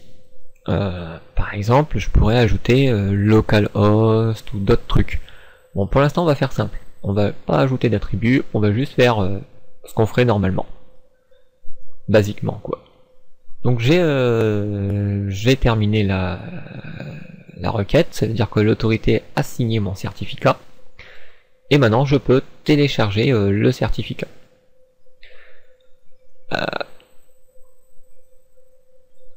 Donc bon, je vais le prendre en DER, tout simplement. Et je le télécharge. Donc ce certificat est arrivé dans mon dossier téléchargement. Voilà. Donc je vais le placer sur le bureau pour le moment. Puis je vais regarder avant de le donner tout de suite. Donc on a vu de la requête. On est passé à un certificat. Si j'ouvre, je vois que il a été délivré pour serveur unixver.net, que l'autorité qui l'a signé, validé, on va dire, unixver AC, et il a une validité du 17.6.13 au 17.6.15. Donc par défaut, il a une validité de 2 ans. Et on a choisi le modèle serveur web, c'est ça qui nous a donné ces informations-là. Si on regarde bien, on a un émetteur, on a une date de validité, on a l'objet, et on a le point de distribution de la liste de révocation de certificats. Et ce point de distribution, si on regarde bien l'URL, c'est une URL de type LDAP. Sauf que ça, on va voir, ça peut poser problème. Donc ça sera un des premiers points. Et si je regarde le chemin de l'autorité, on voit que ici, aucun souci, mon autorité est digne de confiance. Et du coup, le certificat qui en dépend est digne de confiance lui aussi. Voilà. C'est ce que ça veut dire. Par contre, remarquez une chose, c'est que mon autorité de certification, qui a signé le certificat que serveur unixver.net a demandé, n'a pas connaissance de ma clé privée. Donc, elle n'a fait que signer le certificat. D'accord? Je vais continuer ma requête jusqu'au bout. Donc, je retourne dans 2IS. Et ici, je vais lui dire, je vais terminer ma demande de certificat. Donc avant, je vais actualiser. Pour être sûr que il l'a pas fait tout seul déjà. Non. C'est pour juste vérifier une chose. Donc je termine la demande de certificat. Tout à l'heure j'ai créé une demande, là je la termine. Donc il me dit où est-ce qu'il est, le fichier signé. Donc le certificat signé. C'est celui qu'on vient de placer sur notre bureau. Voilà, et il me dit, rentre un nom convivial, un nom qui te permettra de le repérer par la suite. Donc je vais lui dire serveur root, quoi, un serveur racine, serveur principal, on pourrait mettre n'importe ce qu'on veut. C'est un nom qui va juste nous permettre ici dans la liste de le repérer. Vous voyez, dans la colonne nom, ça sera là. Donc là je dis OK. Il m'intègre ceci dans le serveur 2IS. Et si je vérifie ici, si j'affiche à nouveau le certificat, vous voyez que le serveur a réassocié sa clé privée à ce certificat. Donc, maintenant il est entièrement valide, décrypté et tout ce qu'il faut, quoi. Voilà, donc on a effectué les deux étapes. Maintenant, il reste à associer ce certificat à notre site web. Pour faire ceci, dans Défaut website, nous allons cliquer sur ces liaisons.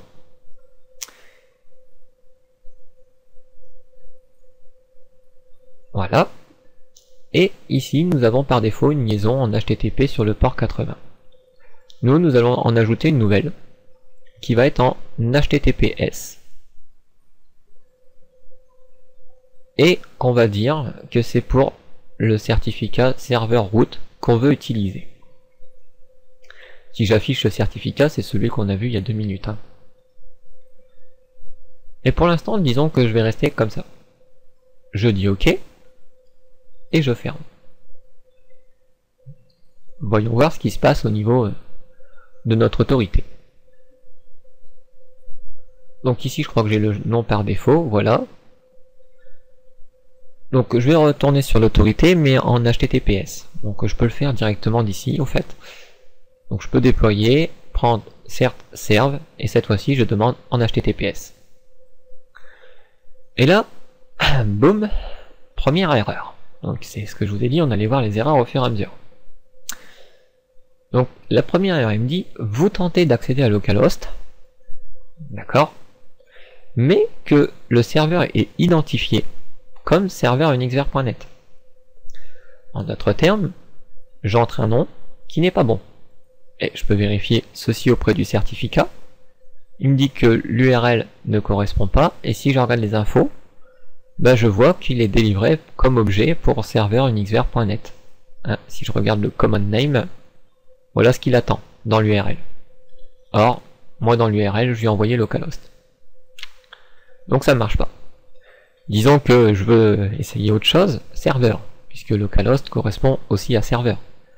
Donc j'accède bien à l'autorité, il n'y a pas de souci, puisque j'ai cette page. Par contre, même erreur, serveur il veut pas, lui il veut le nom en entier.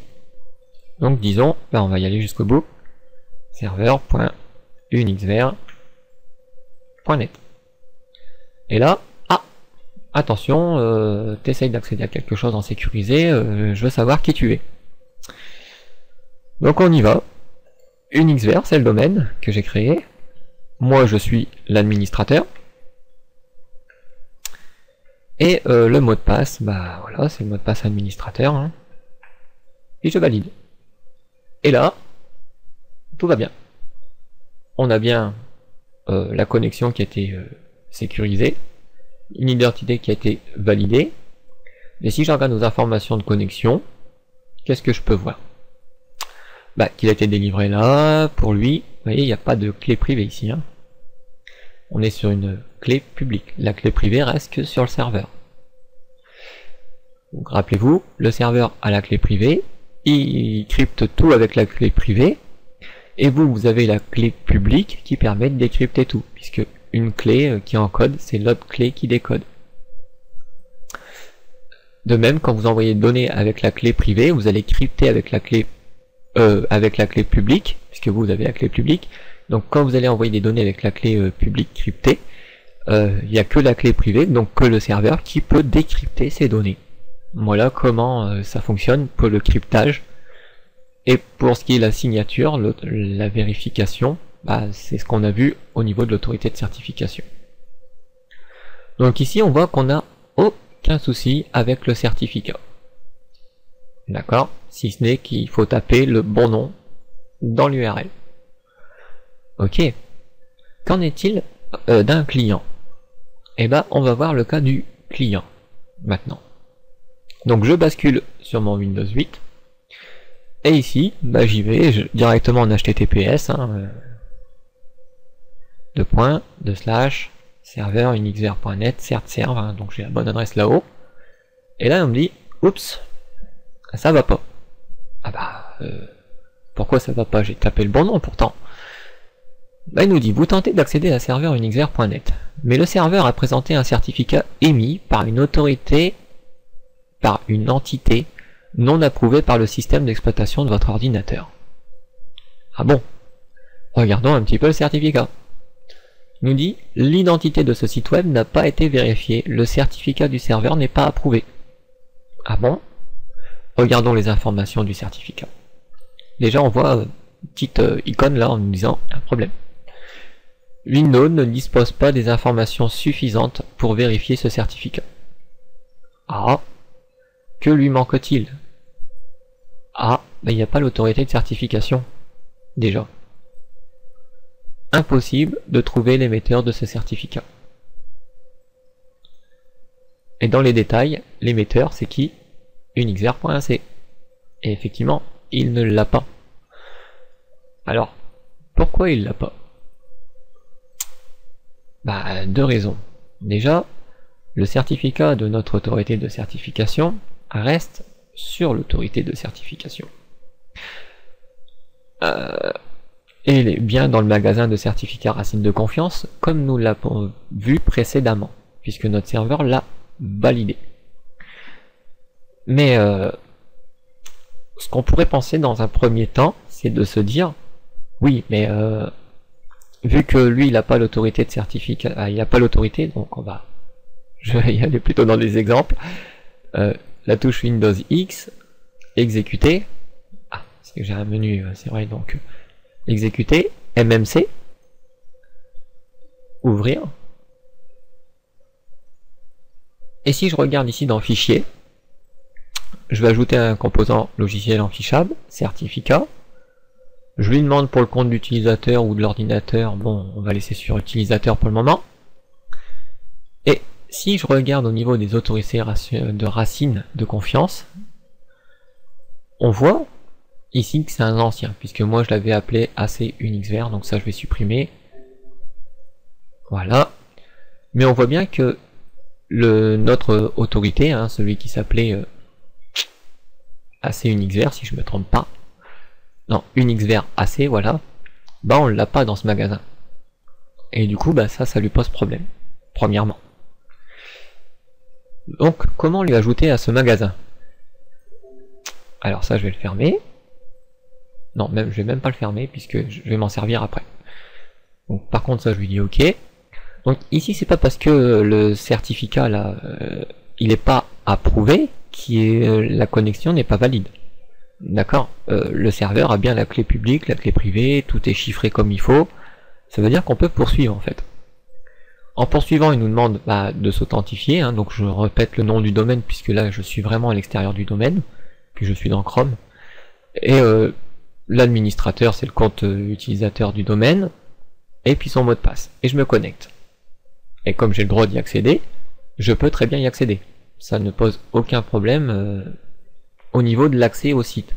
Par contre, le seul problème, c'est le certificat qui, lui, n'est pas valide, quoi. Donc, rappelez-vous qu'on pouvait, ici, à cet endroit, télécharger le certificat de l'autorité de certification. Et qu'on pouvait même venir l'installer. Je clique ici, pour l'installer. Donc j'ai un fichier, je clique dessus pour l'ouvrir. Et ici, on nous dit, information sur le certificat, vous ne pouvez pas faire confiance à ce certificat. Racine de l'autorité de certification. Pour activer la confiance, installez ce certificat dans le magasin d'autorité de certification de la racine de confiance. Donc c'est ce qu'il nous dit qu'on doit faire avec ça. Donc je lui dis, ok, je vais installer ce certificat. Donc là il va me dire où est-ce que tu veux le mettre, dans quel endroit, l'utilisateur ou l'ordinateur. Donc on va prendre l'utilisateur actuel et on fait suivant. Donc ici je vais pas le laisser automatiquement parce que je sais pas où il va le mettre. Moi je vais lui dire je veux le placer quelque part particulier. Donc je sélectionne ici et je parcours.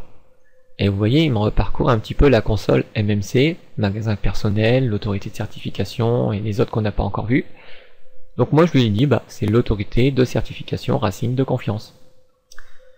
Une fois ceci fait, je fais suivant et je termine. Je patiente un petit peu. Il est en train de mettre la clé dans le machin, vous allez voir.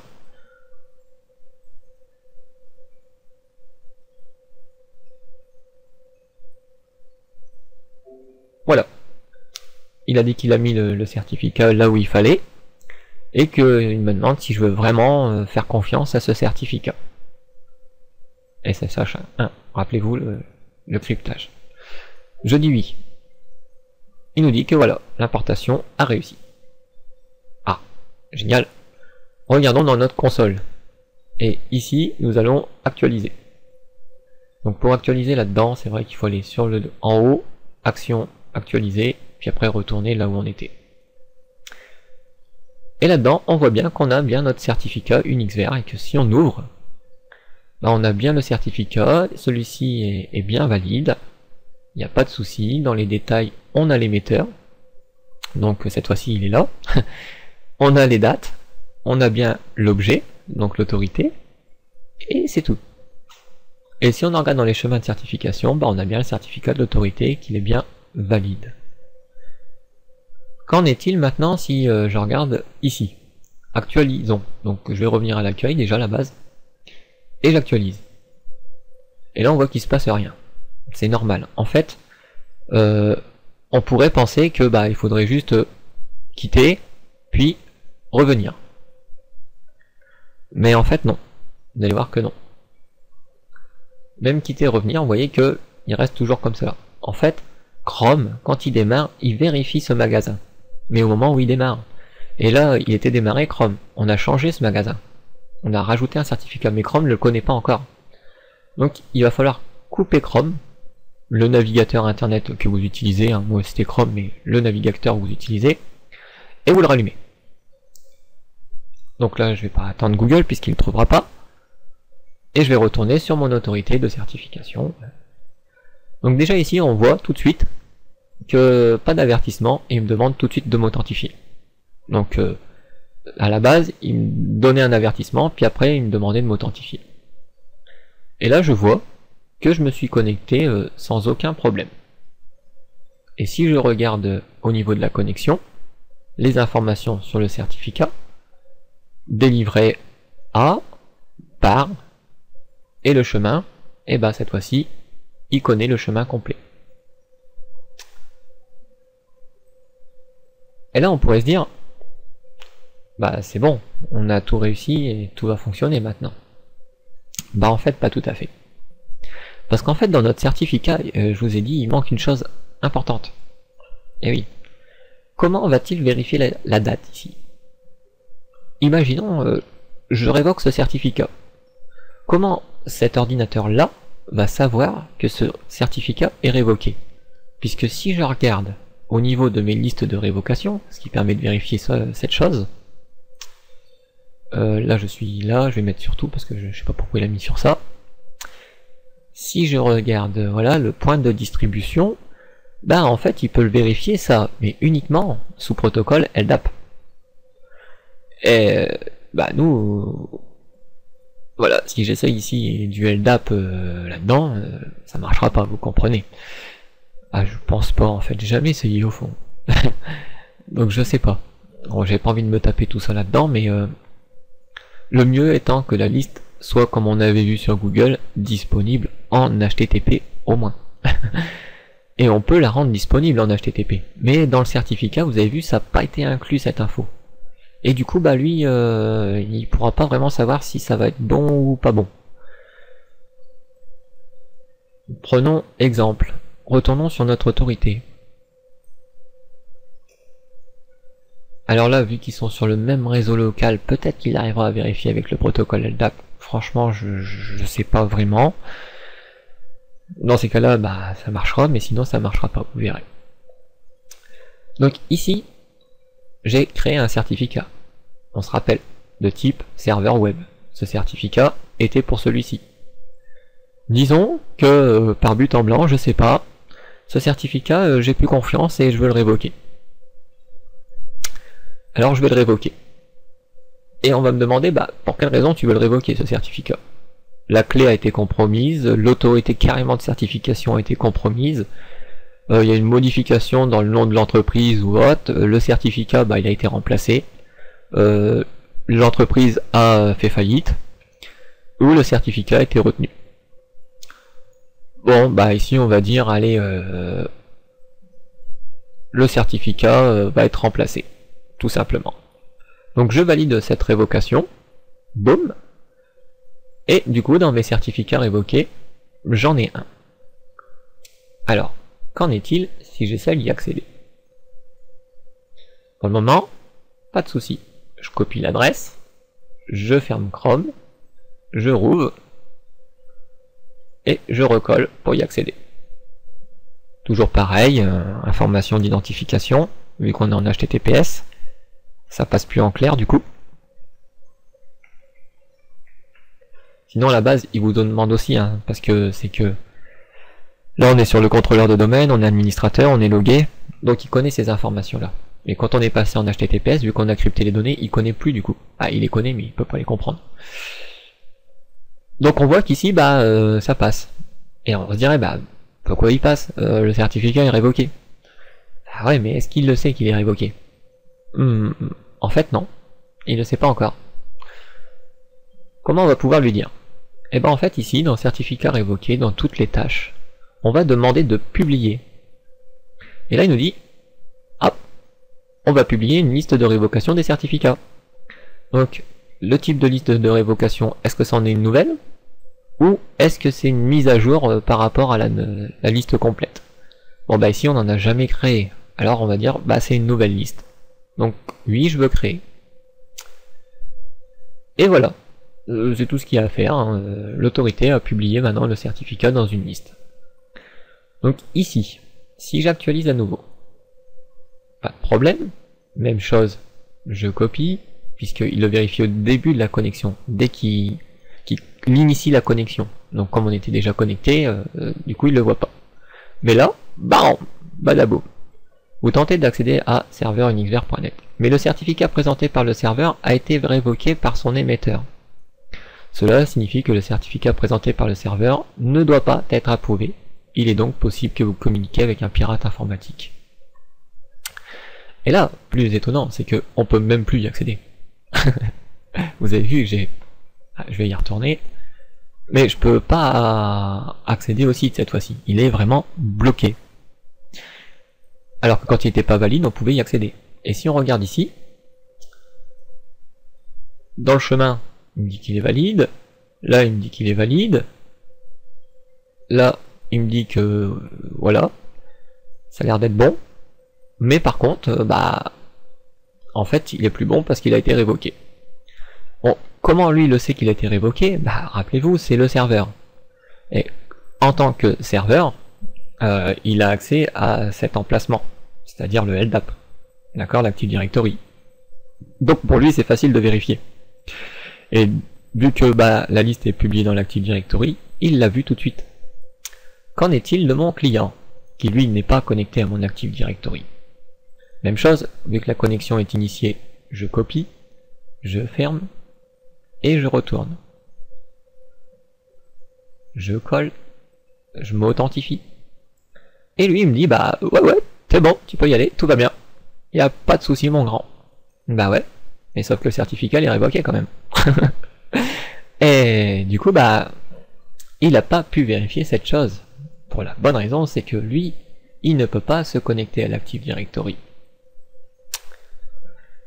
Donc ça c'est un autre point qu'il faut bien prendre en considération, hein, vous avez vu, parce que vous révoquez des certificats, au sein de votre entreprise, vu qu'ils sont reliés à l'Active Directory, cela fonctionnera tout seul.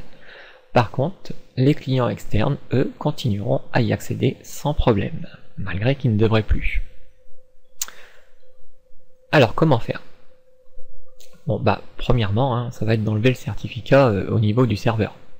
Si on veut plus que le client y accède déjà, vu qu'on le révoque, il n'y a plus de raison qu'on le laisse au niveau du défaut website. D'ailleurs, normalement, il a peut-être dû être enlevé. Vous voyez, pour l'instant, il n'est pas encore parti. Donc ça, j'annule, je ferme, je vais là-haut, je retourne dans mes certificats, et vu que celui-ci a été révoqué, bah, je le supprime en fait. Voilà. Maintenant qu'il est supprimé, bah, lui, il va plus avoir sa liaison avec son certificat.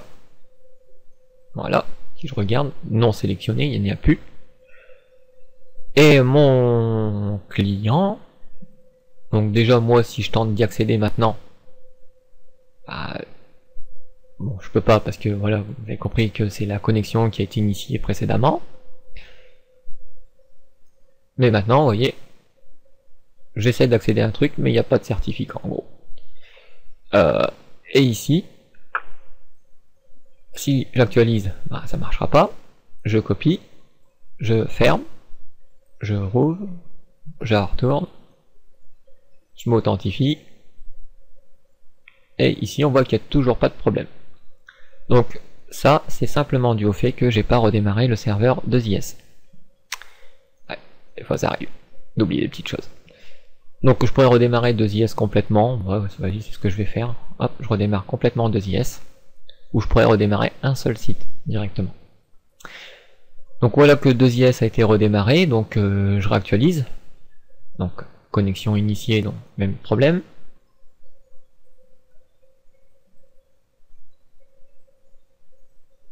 Et là, bon, bah, j'ai toujours ce petit souci. En d'autres termes, normalement je devrais pas utiliser l'HTTPS, hein. Là c'est pour vous faire voir des trucs un peu bizarres que j'essaye de vous faire voir.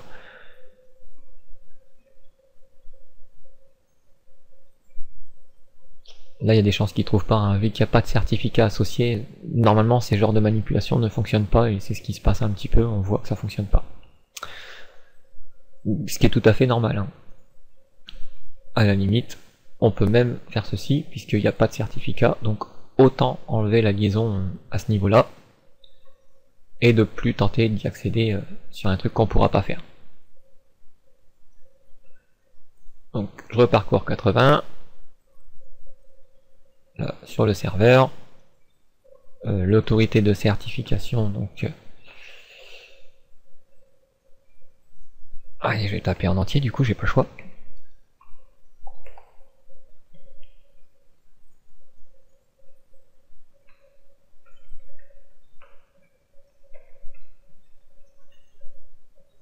Et même chose, hein, identification, et du coup je pourrais accéder à l'autorité ensuite sans souci.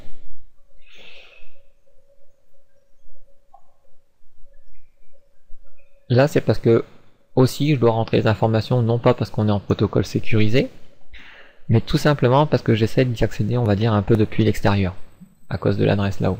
J'aurais laissé localhost, il s'authentifie tout seul puisque je suis connecté.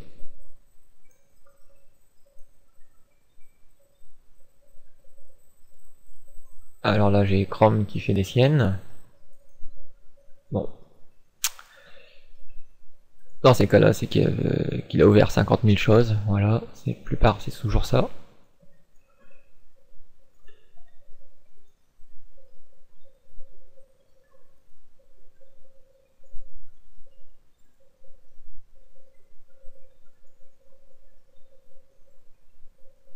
Et voilà. On est reparti. Rétablir.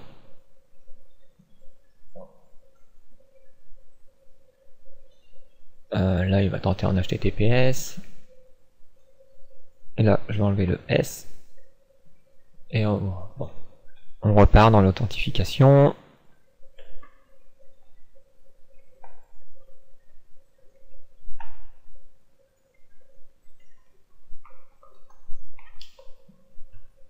Et on est revenu sur notre serveur tranquillement sur l'adresse.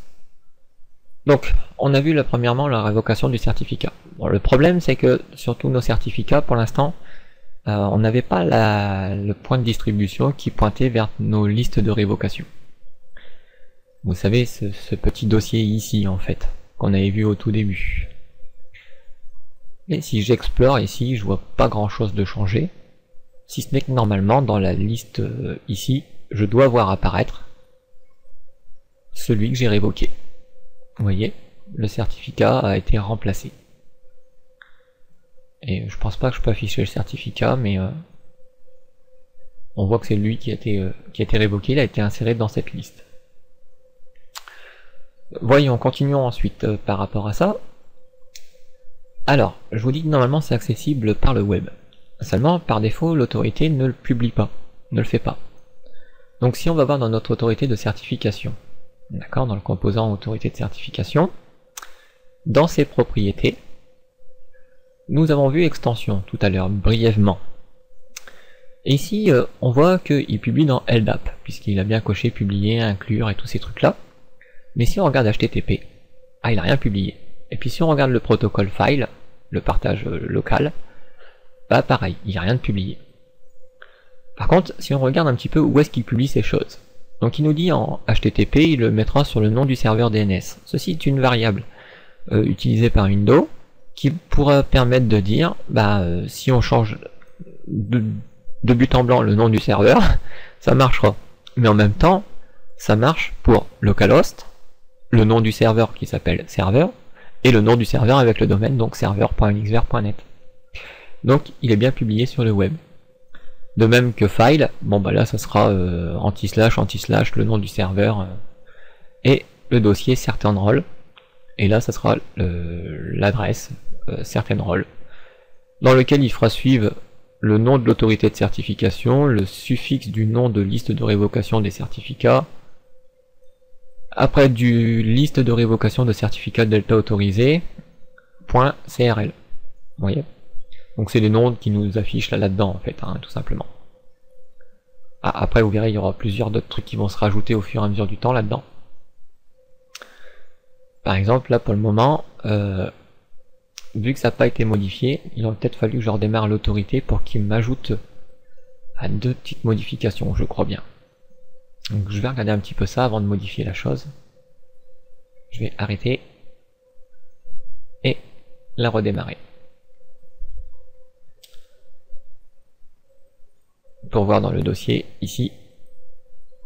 Donc non, il n'a rien changé, ça le fera juste après. Donc on était dans les propriétés et dans l'extension.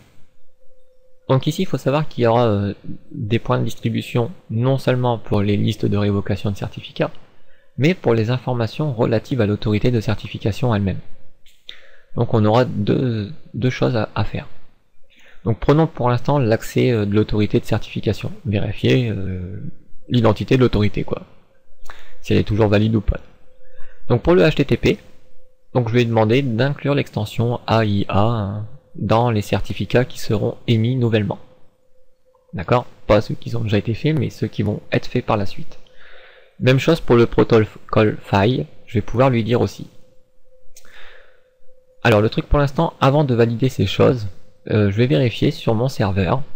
Donc je vais ouvrir l'explorateur, je vais dans le réseau, et je vais bien voir si, en activant la découverte, s'il partage bien le dossier qui m'annonce. Donc mon nom c'est serveur, et je vois bien qu'il partage le dossier certaines rôles, et que là-dedans j'ai bien accès aux choses. Donc ça c'est une des choses. La deuxième, c'est qu'on avait vu au niveau de 2IS, ici le certain role, si on le parcourait sur 80, on avait une erreur. On a vu qu'on pouvait le télécharger quand même, mais moi je recommande de lister la liste. En fait, d'afficher réellement la liste. Donc pour afficher la liste, pour pas avoir cette erreur en fait, on reste sur le dossier certain role, et on va dans exploration de répertoire, et on l'active, tout simplement. En faisant ça, en réactualisant ici, nous voyons la liste qui est disponible. Après on pourrait filtrer, par exemple, ne pas faire voir webconfig et ne pas faire voir le .asp. Alors cette chose, on peut lui dire, c'est dans le filtrage des, je sais plus trop quoi. Donc je crois que c'est filtrage des demandes. Voilà, ici, je vais lui dire de refuser l'extension de nom de fichier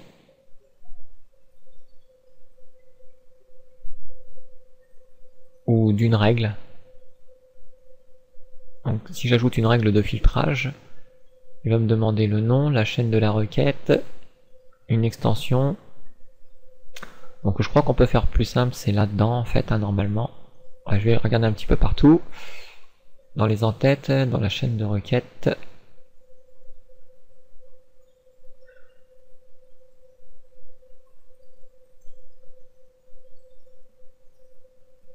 Donc au niveau de l'URL, bon, je vais partir sur les extensions de nom de fichier. Et nous avons le fameux, je sais plus trop quoi qui nous affichait, ASP. Bon bah ça malheureusement je peux pas trop le filtrer puisque c'est ce que 2IS fonctionne avec, principalement l'ASP.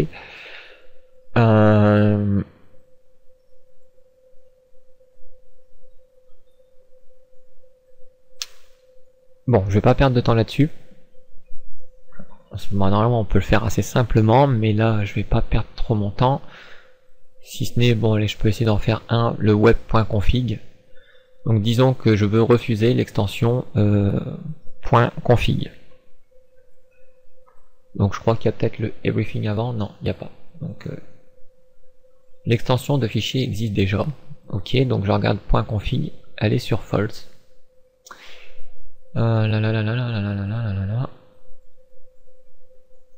Bah apparemment ça ne l'a pas mis en considération, puisque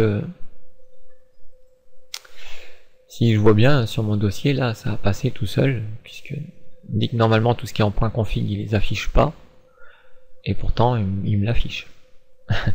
Donc bon, mais en même temps je veux pas perdre de temps là-dessus, on n'est pas sur ça. Donc déjà qu'on ait ça, c'est déjà bien. Après c'est à vous de voir, vous avez le choix de la laisser publier ou pas. De toute façon il y a accès quand même. Repartons sur l'autorité. Voilà. Repartons dans les propriétés où on était il y a 2 secondes. Et du coup, donc je sais que mon emplacement réseau est disponible. Je sais que mon emplacement HTTP est disponible, puisque c'est ce que je viens de tester il y a 2 secondes. Donc je vais pouvoir dire d'inclure les informations dans ces 2 emplacements-là, pour ce type autorité. Puis pour les révocations de certificats, je vais dire la même chose ici. Donc je peux prendre un exemple sur LDAP, je vois bien qu'il n'inclut pas IDP. Donc pour HTTP, j'y vais, j'inclus dans les listes de révocation, j'inclus l'extension CDP, mais j'inclus pas IDP. Et dans File, j'inclus, je publie, j'inclus le CDP et je publie. Les deltas et les normales. D'accord? Donc je vérifie bien que tout est coché sauf ça, puisque LDAP ne l'utilise pas a priori.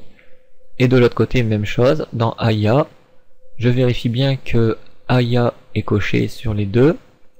J'utilise pas OCSP, puisque si je regarde bien, LDAP ne l'utilise pas apparemment. Donc, je n'y touche pas.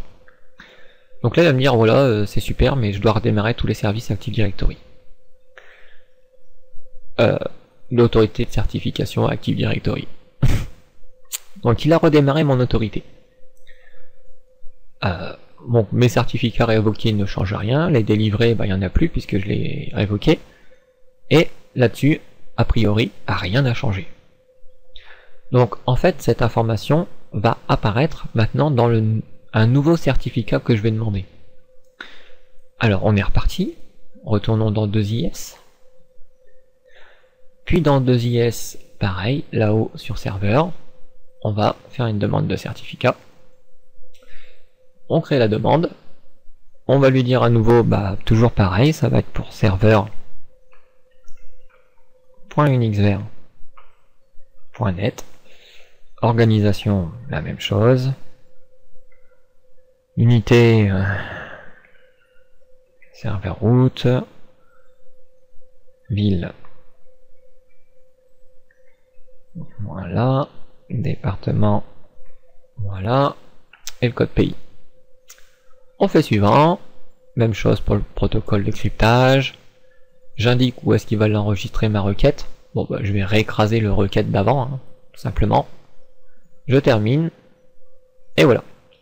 Je retourne sur mon bureau, j'ouvre la nouvelle requête de demande, et je la copie. Je retourne sur mon autorité, je demande un certificat avancé, je colle la requête, et je dis toujours que c'est pour serveur web. Et j'envoie. À nouveau, je télécharge le certificat, qu'il arrive dans mon dossier téléchargement. Je vais le laisser dans le dossier téléchargement cette fois-ci. Je vais terminer la demande.